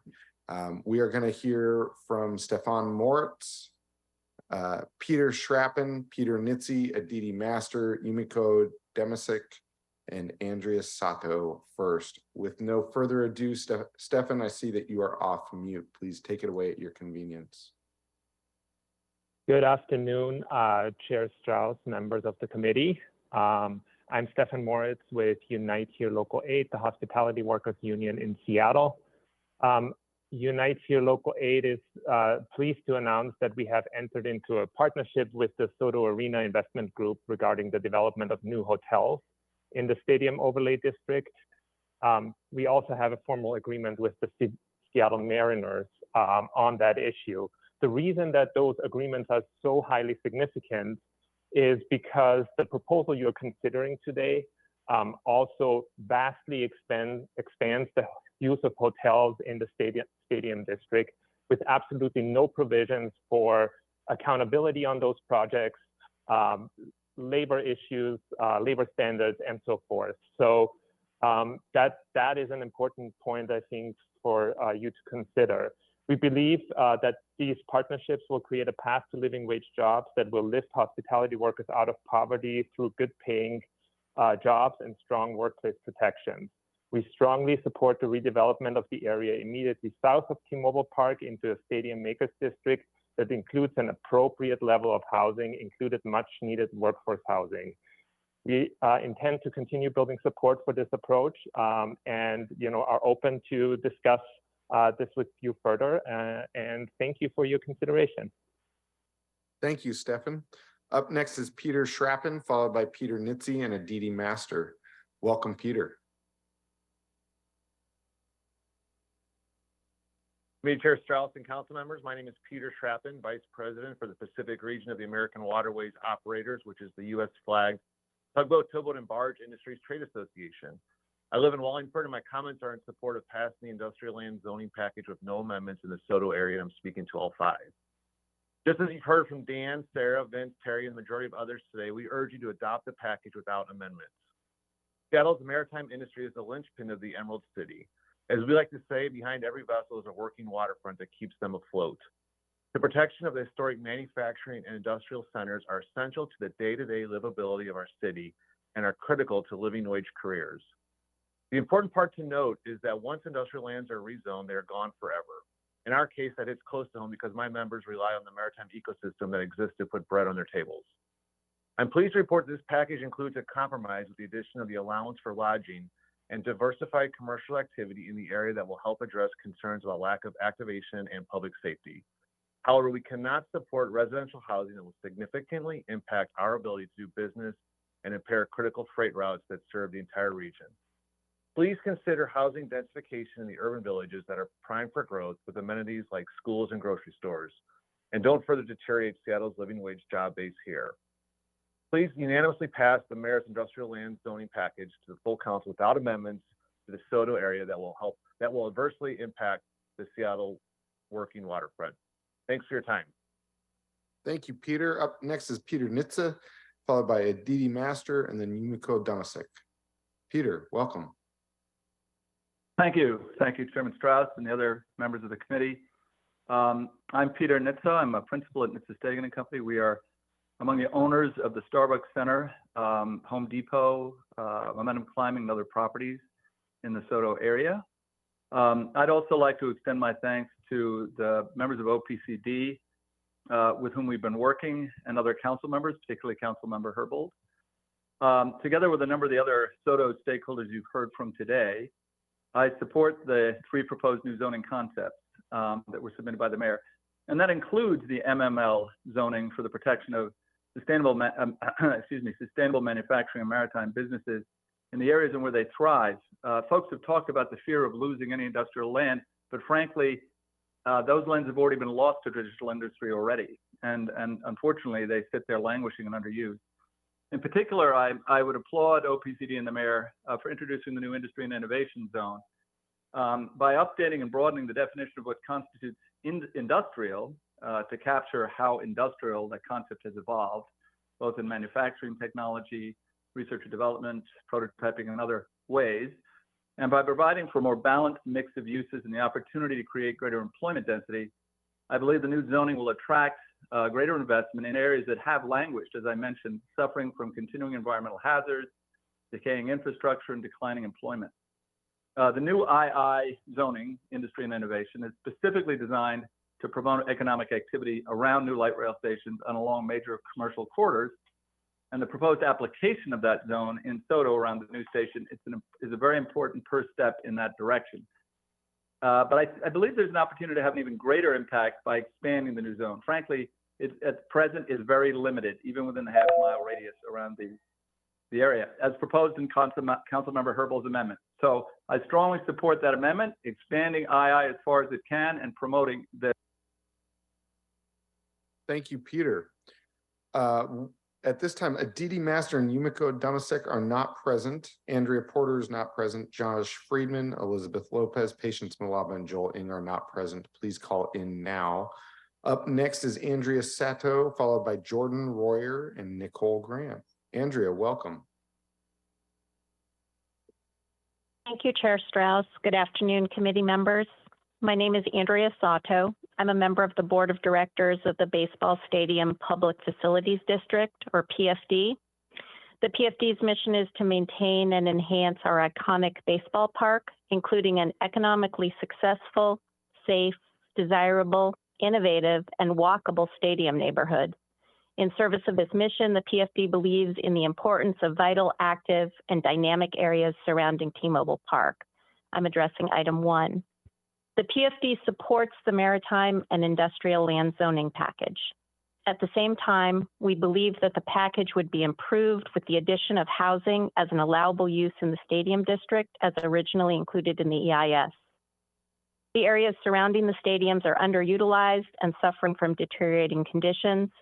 There's an opportunity to enhance these areas into a vibrant community that provides a transition between the industrial zones and the neighborhoods of Pioneer Square and the CID without negatively impacting the important work of our maritime and industrial lands.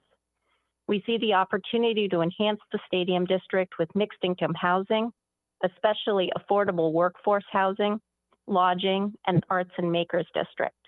A makers district, however, requires housing to make these maker spaces economically viable from a development cost perspective.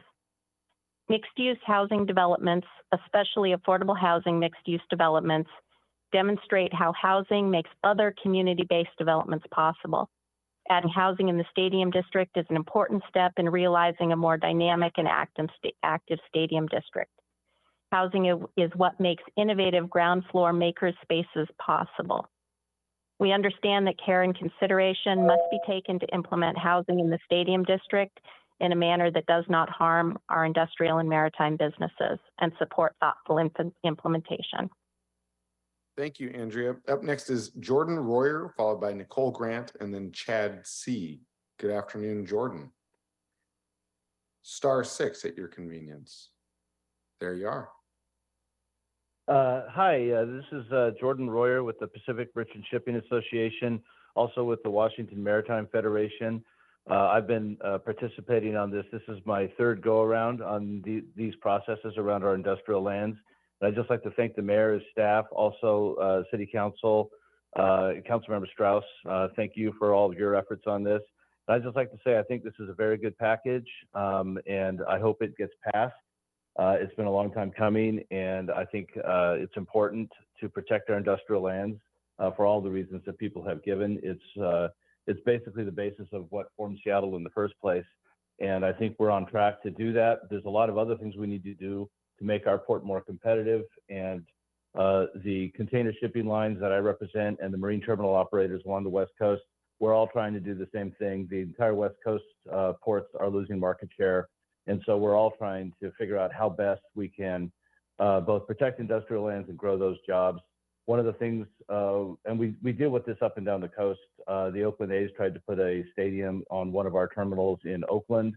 That failed. And so it's very important that we continue to operate these terminals and that we have the space to do so. So I appreciate all the work that's been done on this, and thank you very much.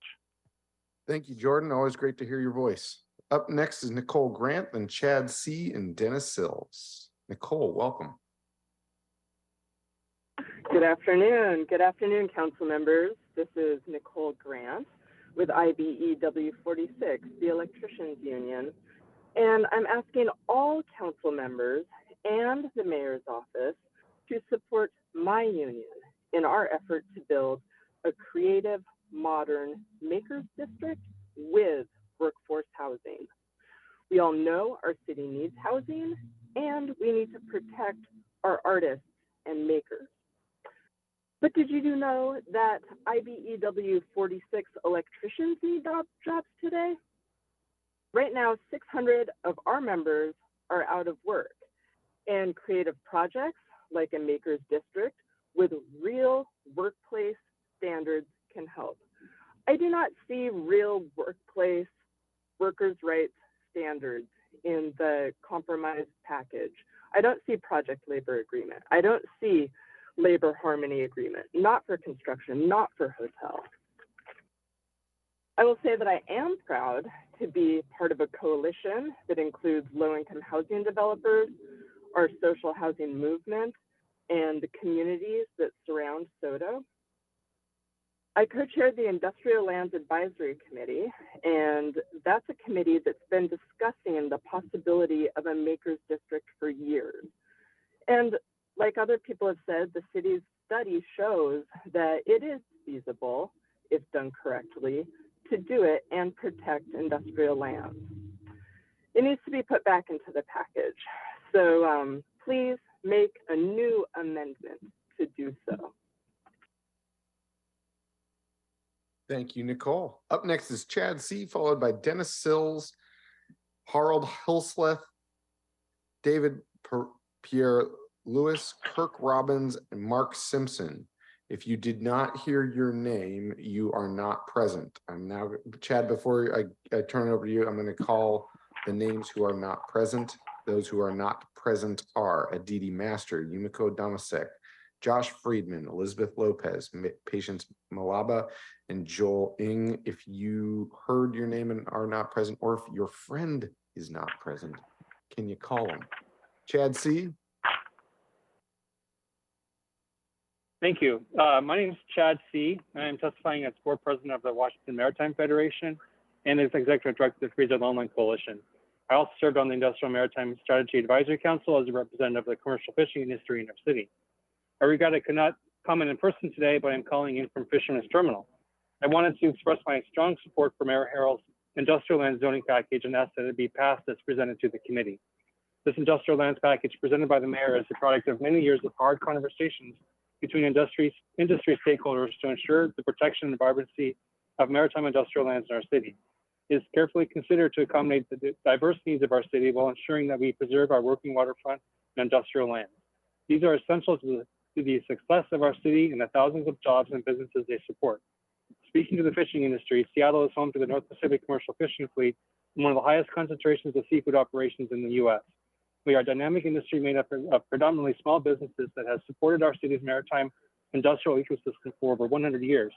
The maritime and industrial lands are essential to our work. We should not erode the function of these lands and the ability of our commercial fishermen and other maritime businesses to do their work with the introduction of incompatible residential housing on our maritime and industrial lands. To ensure that a thriving maritime and industrial workforce in our city the work to ensure a thriving maritime industrial workforce in our city is not done. More work needs to be addressed to ensure free mobility to our maritime industrial lands. We must continue to balance the impact of growth, including housing abutting our industrial properties on our maritime and industrial businesses. But passing this industrial lands package is essential to moving ahead. Thank you for your time today. Thank you, Chad. And point of personal privilege, the last two callers and myself are all Whitman Wildcats. Let's go Wildcats. I want to note that there are people are having trouble calling in. Mr. G, if you could just be keep aware, folks are having trouble calling in. If you are a caller, you will have received an RSVP with the phone number to call into. Please check your spam folders. And if you need to call my office, there are 6 people who are not present. You can call my office. Anthony will be ready to assist you.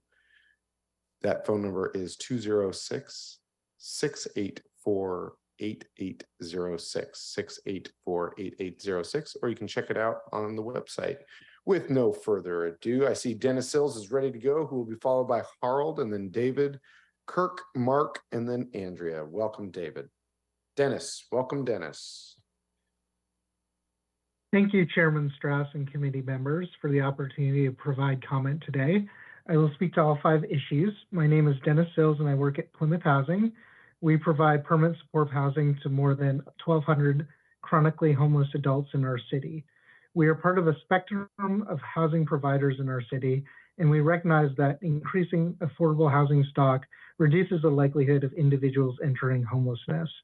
Plymouth is a member of the Housing Development Consortium, and we have been working with the city to enhance affordable housing opportunities through comprehensive planning updates.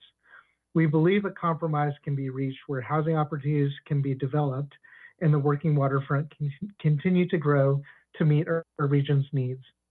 We are asking council members to restore housing in the stadium area in this agreement. Housing is key to creating a healthy community by transforming the area into a true neighborhood with a 24/7 presence that effectively boosts public safety. Affordable housing is an important step forward to prevent homelessness and improve safety in our city. Thank you. Thank you, Dennis. Up next is Harold Hilsleth, followed by David Perry Lewis. Harold, welcome.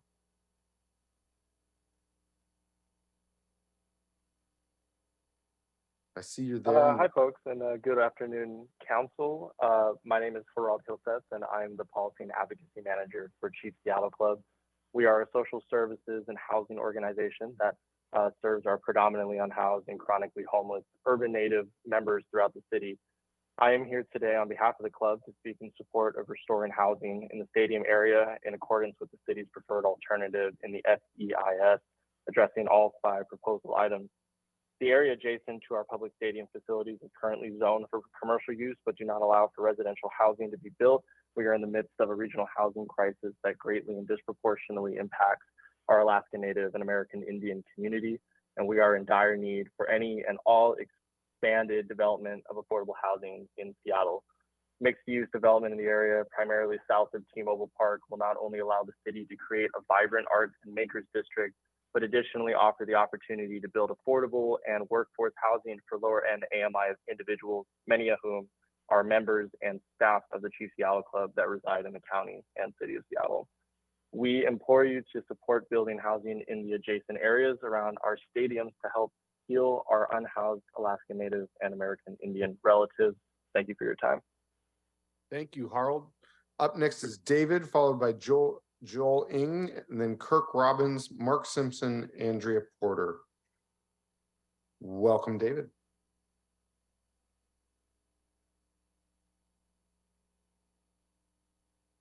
*6 at your convenience, David.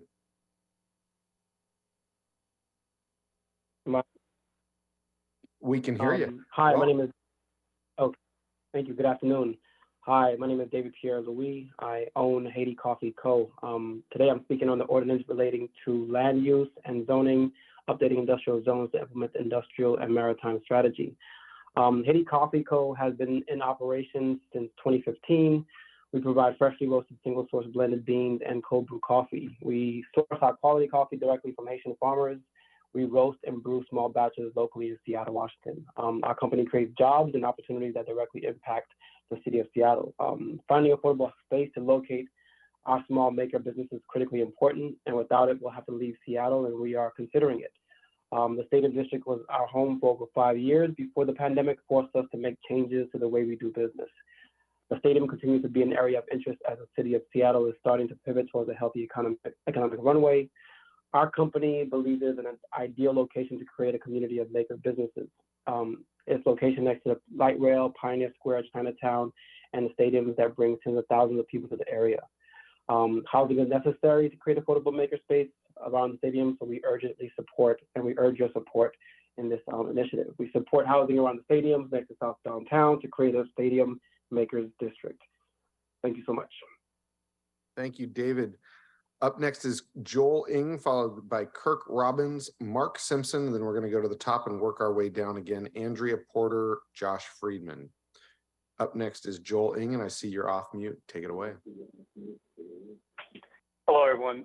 My name is Joel Ng. I'm a board member of the Public Stadium District, which oversees operations of the Lumen's Field Stadium. I'm also principal at Edge Developers, a local affordable and market rate housing and community developer here in Seattle. I strongly urge you to support the inclusion of housing in the proposed stadium district. This is a rare opportunity to address our affordable and market rate housing crisis by expanding a makers district in an area of our city that is perfectly suited to serve as a transitional zone between the Pioneer Square and the Chinatown International District to the north and east, and the fully industrial areas to the south. Additionally, a significant number of those owning and operating small businesses in makers districts will be BIPOC and BIPOC female. Other benefits include increased foot traffic, opening of new businesses, improved street frontage, increased property values, and reduced crime.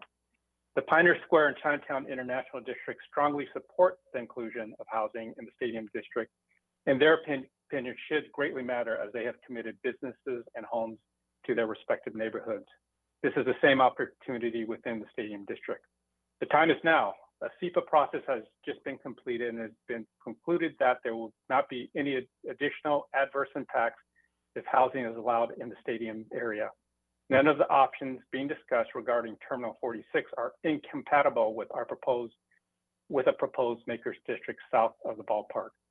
The Coast Guard welcomes housing in the vicinity. Cruise ship passengers need a safe neighborhood to be in before boarding or after disembarking their boat. Freight mobility will not be impeded for container cargo operations. We should not let this opportunity be deferred any longer. It's already been kept on hold for well over a decade. We urge you to support our amendment to the mayor's proposal. Thank you very much. Thank you, Joel. Up next is Kirk Robbins, followed by Mark Simpson, Andrea Porter, Josh Friedman. The following people are still not present: Aditi Master, Yumiko Damasek, Elizabeth Lopez. Welcome, Kirk. Kirk from Ballard. Take it away. Yes. Hi, Kirk from Ballard, specifically east of the proposed industrial innovation area. We were never consulted about that. We were rather surprised to find out about it just from watching a meeting of this committee. We're particularly concerned because it's supposed to be justifiable based on a sound transit station on Ballard Avenue and Market Street. The current locations were presented in opposition or as opposed by just about everybody in Ballard, as you know, Mr. Chair. It probably won't be built. If it is built, it won't be for another 20 years. Sound transit delays are becoming worse and are cascading as they do their projects on the east side and then the south end and then Everett. The delays are happening. This particular station is not going to benefit the district that is proposed to happen here. Apparently, nobody from this area or any of the just residents around these industrial buffer areas has been consulted. There's no rush about that one. If that area is being the area that is like a block from me, is being rezoned simply as a bargaining chip for some negotiations that were held over 7 years, was it, or 4 years, or 18 months, depending on who we were listening to. There's clearly no rush about this. It ought to be considered on its merit, and it ought to be timed to be concurrent with the infrastructure as the state law requires. And the infrastructure is a light rail station that's probably going to be built after we're dead. So please reconsider that particular area north of Leary and east of 15th, and just take it out of this consideration. Thank you. Thank you, Kirk. And Kirk, please do feel free to sign up with office hours with me since you are a D6 resident. Up next is Mark Simpson, followed by Andrea Porter and Josh Friedman. Mark, welcome. Can you hear me? Yes, we can. Hello? Oh, great. Okay, I'm Mark Simpson with Baumgartner Architects, and our firm has designed industrial uses and housing uses. For example, we designed the facilities for the Seidel family out on Harbor Island for Seattle Iron and Metals. We also designed Fisherman's Terminal here in Ballard. And in terms of housing, a project that we designed that is both housing and has commercial uses is the QFC on 24th. There's about 7 floors of housing over a 20-foot concrete podium that could have housed anything, any industrial use. It happened to be a QFC. And while I'm here I've lived in Ballard since 1975, and I'm here to really support what's being done to preserve our maritime waterways as industrial uses. That's very important. Equally as important is that we are going to get light rail here. And it's going to go in probably someplace around the Safeway up on Market and 24th. And we're working with another third generation Ballard family, the Dimitri family, that produced Dimitri sweaters until all those jobs left here. And they've kept those buildings all this time, and now they're parking lots largely and underutilized. And we have an opportunity right now, and I'm going to keep this short because I've also submitted a letter that talks better than I do about this. But the point has been made by others very well in here that we need jobs and we need housing next to jobs that's affordable for those users. Thank you. Thank you, Mark. Can you believe my neighbors were bag boys at the QFC before it was redeveloped? Andrea Porter is up next, and Josh Friedman, final speakers who still are not present. Welcome to submit written comment. Aditi Master, Yumiko Damasek, Elizabeth Lopez. Up next, Andrea Porter. Take it away. Hello, my name is Andrea Porter. I'm here to speak on all 5 items. I'm the program manager of Seattle Made, and I'm here to advocate for including a makers district and affordable housing. Seattle Made is a program of the nonprofit Seattle Good Business Network. Seattle Made is a collaboration of over 750 urban manufacturer businesses, makers of everything from candles to chai, bicycles to beer, and jewelry jam, all coming together to make it in Seattle. The mission of Seattle Made is to grow and support a diverse ecosystem of urban manufacturers and producers that expand opportunities for local ownership and meaningful employment, build our region's long-term resiliency, and celebrate Seattle's unique cultural identity. Finding affordable space to live and work is critical to the fabric of our cities and these businesses.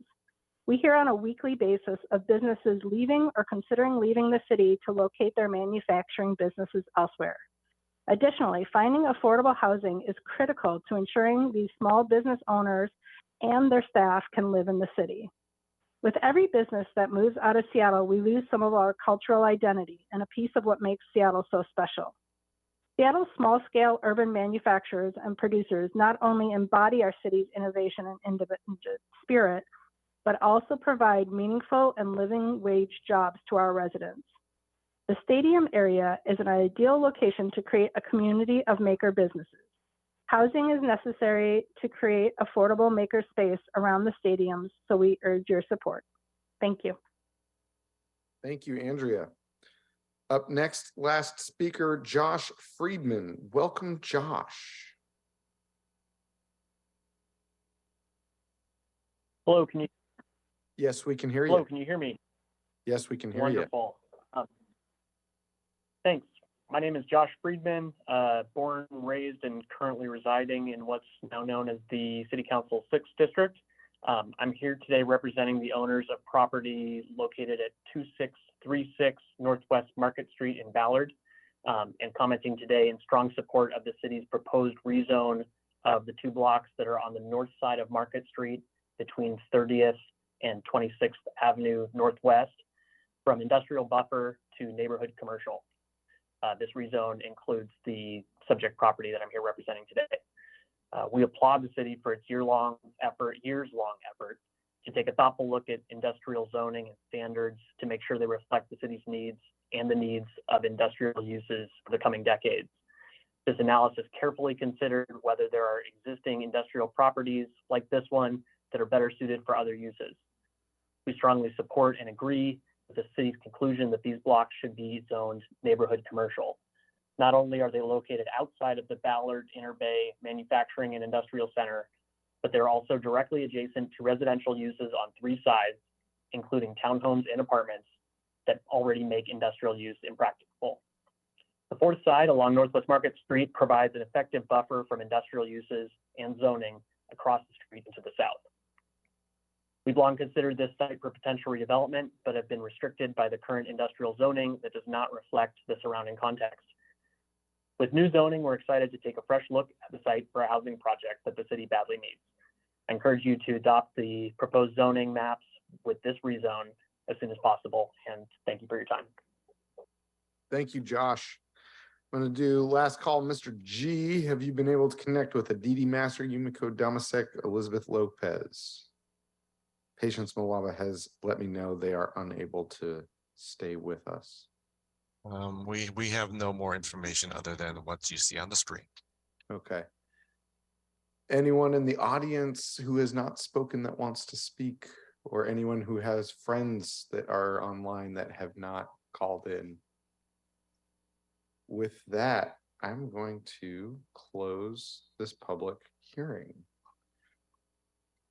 Seeing as we have no additional speakers remotely or physically present, we will close the public hearing on council bills 120, 567, 568, 569, 570, 571. Thank you for attending this public hearing. I will say after 7 years of work of parties that typically have very oppositional stances, we have been able to find compromise and agreement on almost everything. I hear that there's one left remaining. I know we'll work through it. And I want to thank everyone for, this was the largest group we've had in person since the pandemic started. I just want to thank everyone for showing up, being respectful, being civil. And for everyone who showed up that does hard work for our city, making sure we have the strongest port in the nation, thank you. Up next, we have Office of Planning and Community Development. Councilmember Nelson was previously excused at 4 p.m. It is now 3:59. We are at the end of our 2-hour tour. That said, Gilligan is gotten us lost again. And we're going to turn it over to Office of Planning and Community Development for Equitable Development Zoning Briefing. We have had this this program briefed before. We will have you back, Nick and Katie. I know that we have just over 15 slides, but let's just do let's breeze through the background, focus on these 6 changes. You can stay pretty high level. If we can get it done in 15 minutes, I will be forever grateful. With that, I have to read your item into the record. Thank you very much. Thank you, Councilmember Nelson. Our final item of the agenda today is a briefing discussion on Council Bill 120582, which will amend land use code to support equitable development initiative projects. Clerk, will you please read the short title into the record? Item 6, Council Bill 120582, equitable development zoning, for briefing and discussion. Thank you. Today, as I just mentioned, we have Nick Welch, Katie Heima of the Office of Planning and Community Development on these land use code changes. Nick, Katie, we've worked on several different issues together. It's great to see you in person. And take it away. All right, thank you very much. So we'll go through some background here of what we're trying to achieve with this EDZ effort, equitable development zoning. We'll talk through the code changes in the proposed legislation and share some of what we've heard from stakeholders that has informed that.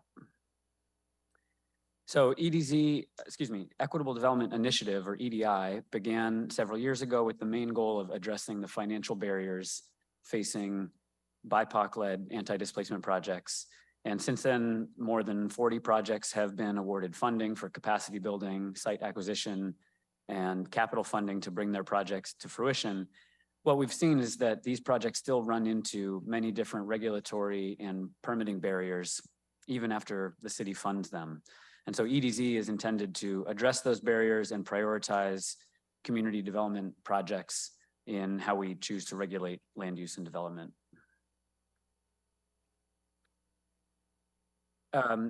Specifically, the issue that a lot of these projects face is that the city's land use code makes it hard for them to succeed in different ways. One is that zoning itself limits the types of uses and the amount of development that are allowed, and that can mean that the site that a community organization has acquired just may not accommodate the vision that they have and the uses and activities that they want to provide. EDI projects may also need a certain type of review or permit approval, like a conditional use or even a contract rezone, and those add costs. They can delay the project. They can introduce uncertainty about whether that project is actually viable at all.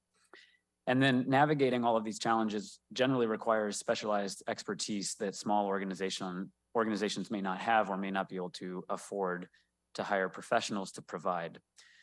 So given all of that and the competitiveness of our real estate market, this means overall this system favors larger, more experienced developers and is harder for smaller BIPOC-led community organizations, many of whom are undertaking development for the first time.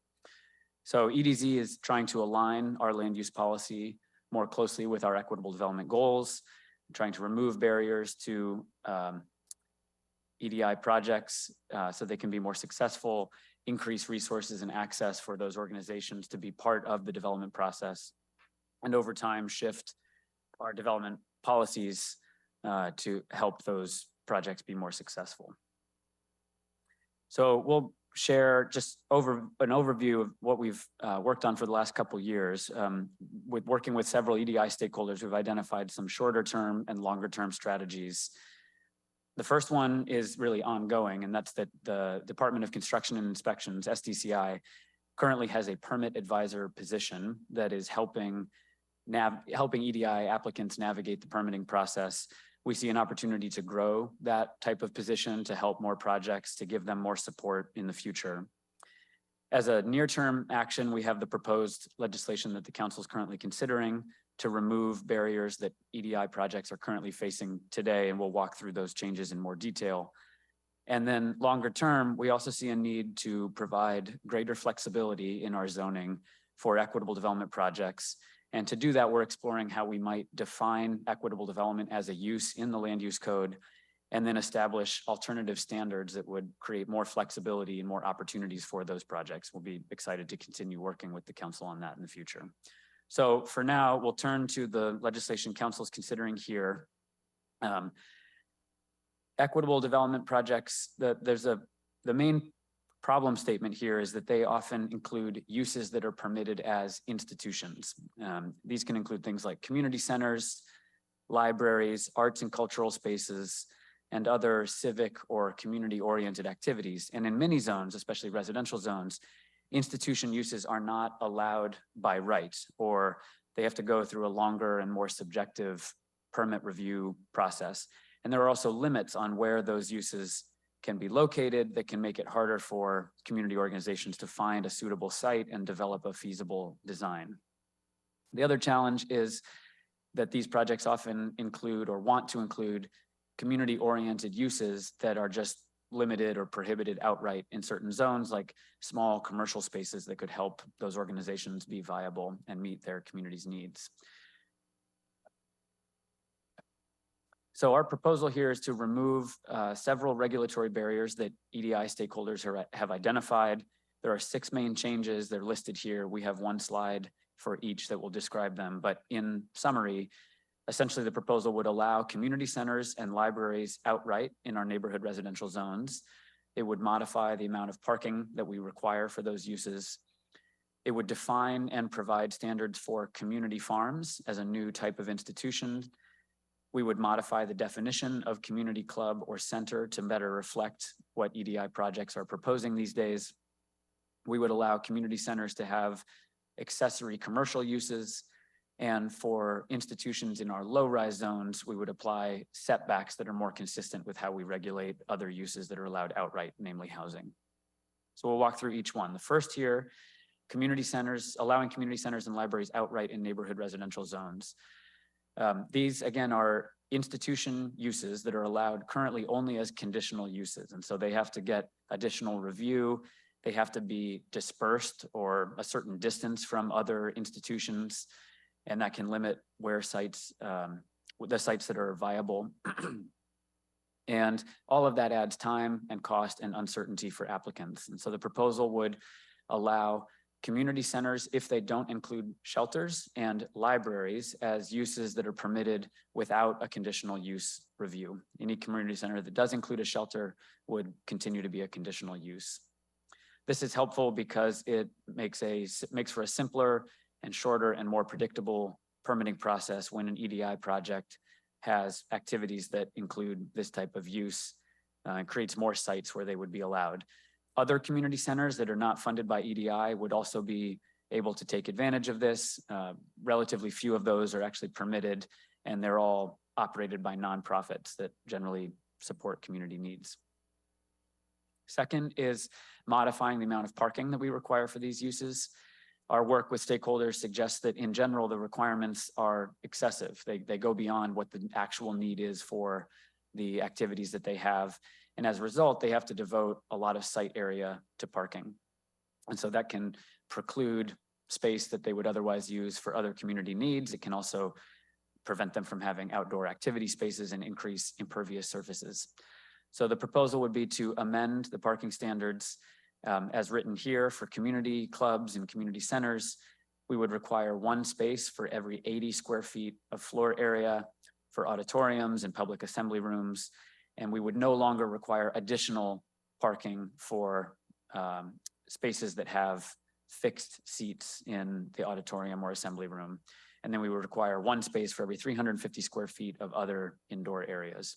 So it's a little bit wonky, but it makes a slightly more right-sized requirement. Similarly for libraries, 1 space for each 80 square feet of floor area for auditoriums and public meeting rooms that have fixed seats, and then 1 space for every 500 square feet of other floor area.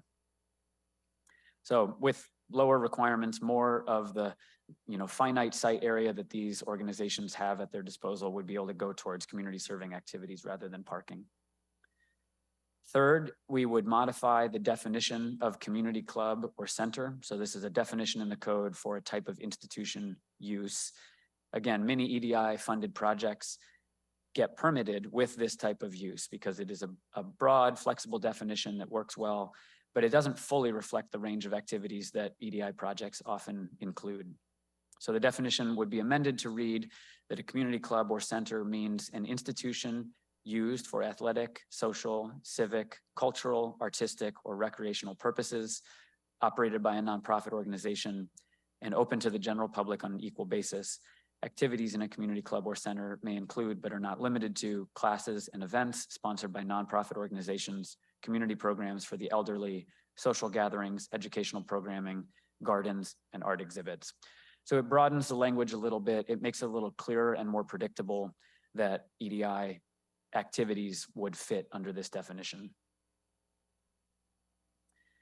Fourth is providing a new definition of community farm, a new type of institution. The issue here that this addresses is that our codes currently have a few different definitions and terms related to farming and agriculture, urban agriculture, but none of them fully aligns with the types of community-oriented urban agriculture projects that several EDI stakeholders are currently proposing. So the definition would be for a term called community farm. It would be allowed outright in neighborhood residential zones. It's a little long, but I'll read it here for the council.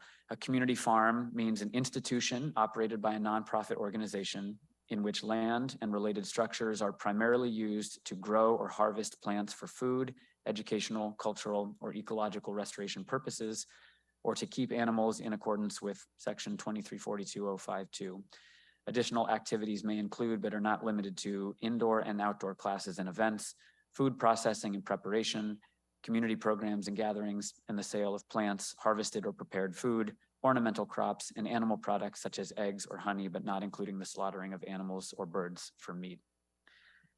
So it's a lot, but it aligns with several current EDI projects that are trying to improve health and food access outcomes, but in many cases are struggling to find a site where they can make that work.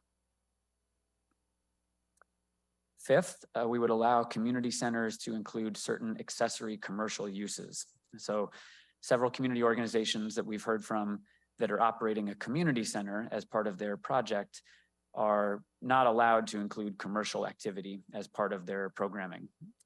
In mixed use zones of the city, that type of use is allowed outright, but in residential zones, the sites may be more affordable and attainable for these organizations, and the zoning doesn't accommodate this type of commercial use.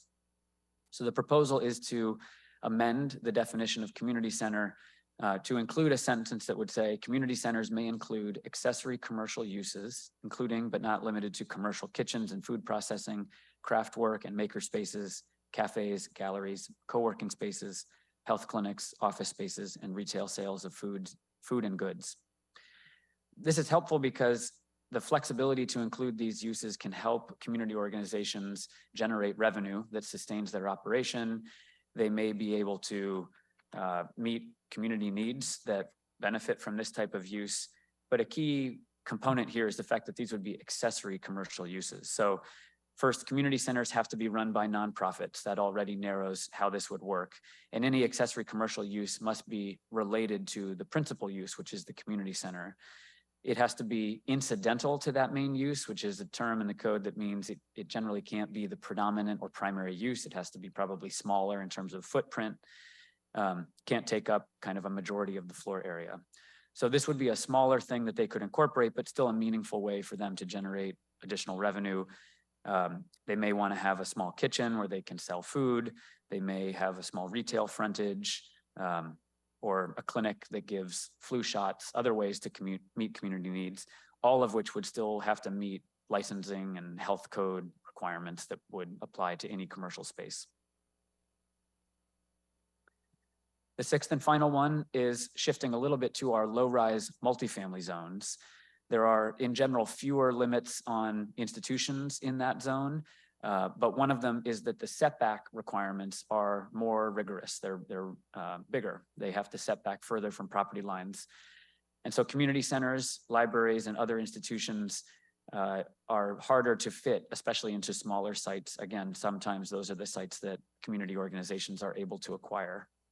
And so there's more complexity there, and the site design can be limiting. So the proposal is to amend the section of the multifamily code that establishes setbacks to provide the same setbacks for institutions that we require for the uses permitted outright, which generally means for housing.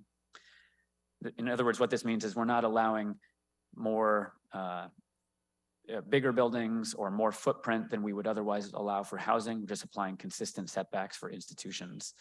Again, since the sites in these zones can sometimes be more affordable for these organizations, they'll have more ability to design a project that works, slightly increases the physical feasibility of institutions in low-rise zones. I just want to conclude here, and then we welcome questions and discussion with some examples of specific projects that could benefit or that illustrate how projects could benefit from these changes. The first here on the left is Wanawari. This is a Black cultural space project in the central area that several years ago had to go through a pretty burdensome process of obtaining a conditional use permit and a change of use permit. The project itself is repurposing a detached single-family home to create Black cultural space and art space, but they needed a special permit to do so. It required a lot of discretionary review and I think something like an $11,000 permit fee. So by allowing arts and cultural spaces and other community centers outright, there will be a more straightforward process for those projects to come to fruition in residential areas.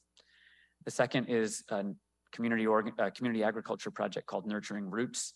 It's a nonprofit. It currently has a space that was permitted as an accessory use to the church that it is adjacent to. Right now, its lease was not renewed, and so the organization is actually currently trying to find a new site, and they're very limited because they currently need to be accessory to some other use, given what the type of programming that they have. So by defining community farm and allowing that outright with fewer restrictions, it would open up a lot more sites throughout the city where they could hope to find a new home. The third on the right is the Cham Community Center. You can see the plan view of their community gathering space and worship space facility. And as you can see, most of the site is devoted to surface parking, and that's the result of the relatively high parking requirement for community center space.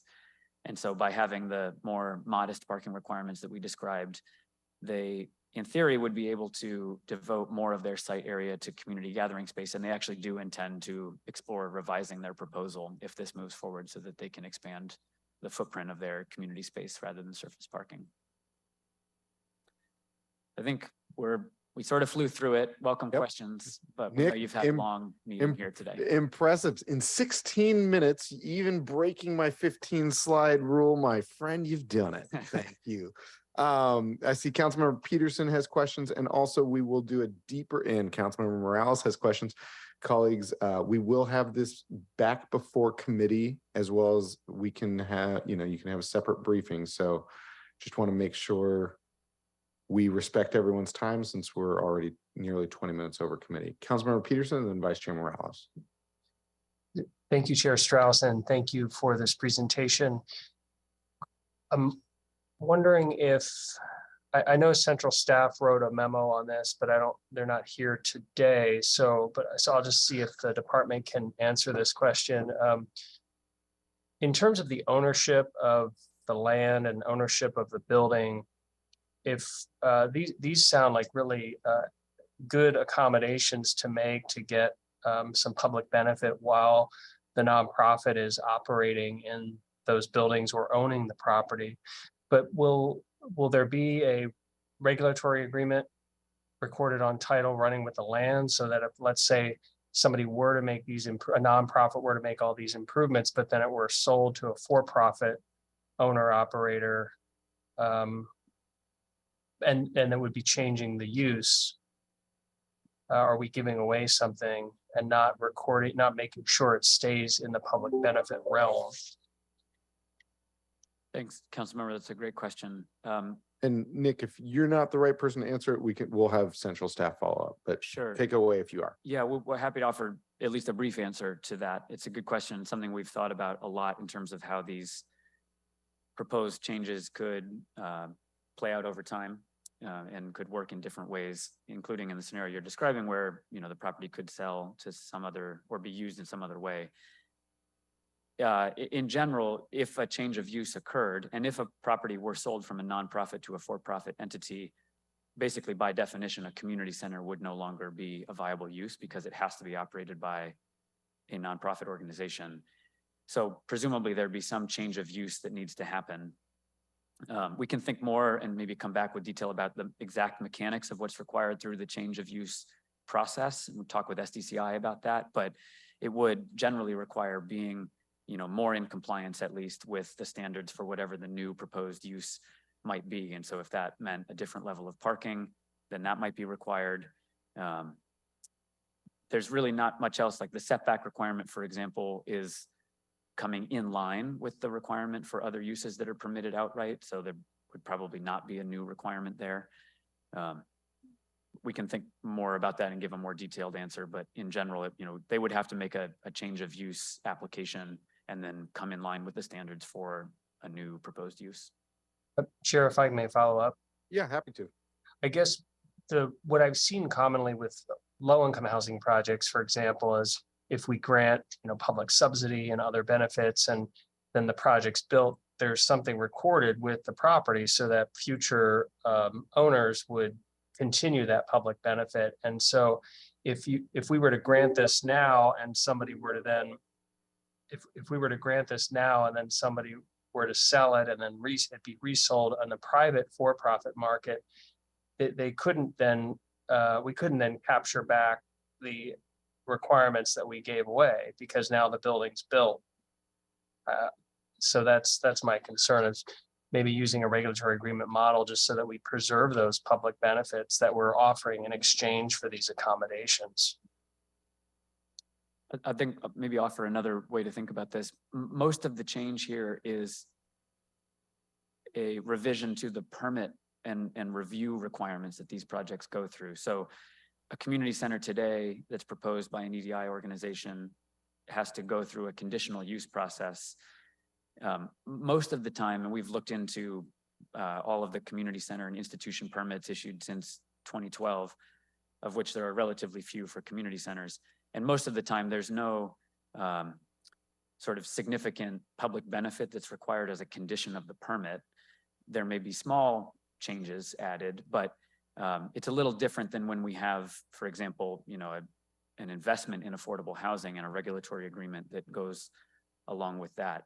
In this case, the outcome might not be that different, but the process for an organization to get there would be faster and maybe lower cost and more predictable through the permitting process. So maybe I'll jump in here and I'll direct this question back to central staff as well, but I think it's in the same line as what Councilmember Peterson's asking. When I see the buildings that were built before 1980, when we had really restrictive regulations on the land code, and what I'm talking about are some of these small shops that are scattered throughout what are now single family neighborhoods, where we used to have small shops allowed, and today we don't. I see them now being used as homes. I am wondering if a building changes hands and it's not under this equitable development zoning and change, the building's already built, but the use changes if it changes hands. Do I have this right? Or I'll be following up with central staff, but this is just kind of how I'm thinking about it. Do you have any thoughts on that? The uses can change over time. Certainly that's an example of commercial spaces from previous eras that get reused as housing, or vice versa. I mean, Wanawari, that example on the last slide, was a house that has now been repurposed into a cultural space. So that can happen. I think if anything, this provides more flexibility for that to work when it's a nonprofit organization proposing a community center, having fewer restrictions around where those could be located and what level of review is required through the permitting process for them to move forward. Great, thank you. Councilmember Peterson, any other questions? No, I'll follow up with central staff. I don't feel like my question was answered, but that's okay. I'll follow up later. Thank you. Yeah, as always, I suggest and request council members have briefings on the material off the record so that you can dive deeper than the amount of time that is allowed in committee. Vice Chair Morales. Thank you. Thank you for presenting this. I appreciate the reminder for folks that the whole point of equitable development and now this zoning is to stop displacement. This is a strategy to make sure that communities of color have access to capital, access to resources so that they can stay in community. And so, the question of what happens if they sell is sort of not to say that that's not possible, but the whole point of supporting these organizations is so that they don't sell, that they can stay rooted in community. I want to say thank you. I'm very interested in this legislation. Chair, I would like to request to co-sponsor this as we're moving forward with the legislation. I think it's going to be an important part, particularly for folks in the South End who actually advocated and helped create this division. So maybe I should stop there and see if my request is granted. I don't know if that's an official thing I need to do. It is, sure. Thank you. So I have a quick question because you know, I think this is all really important to support the goal that we've all been talking about around creating sort of 15-minute cities. You know, I talk about having a Seattle within reach where our essential goods and services are all within easy access to where people live without having to get in their car. So I think this supports that. Allowing commercial uses in neighborhoods is certainly part of that goal. And so I'm glad to see that. I am concerned about the fact that projects that have been submitted are encountering these barriers. So I'm glad to see that we're doing what we can to address that. I'm also curious, and you may not be the right folks to follow up with here, but I am interested to know, we had, I think it was $9 million left for the next round of project proposals. And just wondering if you know where we are in that process and how we can make sure that the rest of those funds are going out to community. As you said, projects are lining up. So want to make sure that we get that money out expeditiously. There's a little house in Crown Hill. Thank you, Council. Thank you, Council Member. Yeah, we understand from our colleagues who work on the EDI team that the expectation is there would be another funding round, another RFP for funding later this year. Okay, we will follow up. Thank you. Thank you, Chair.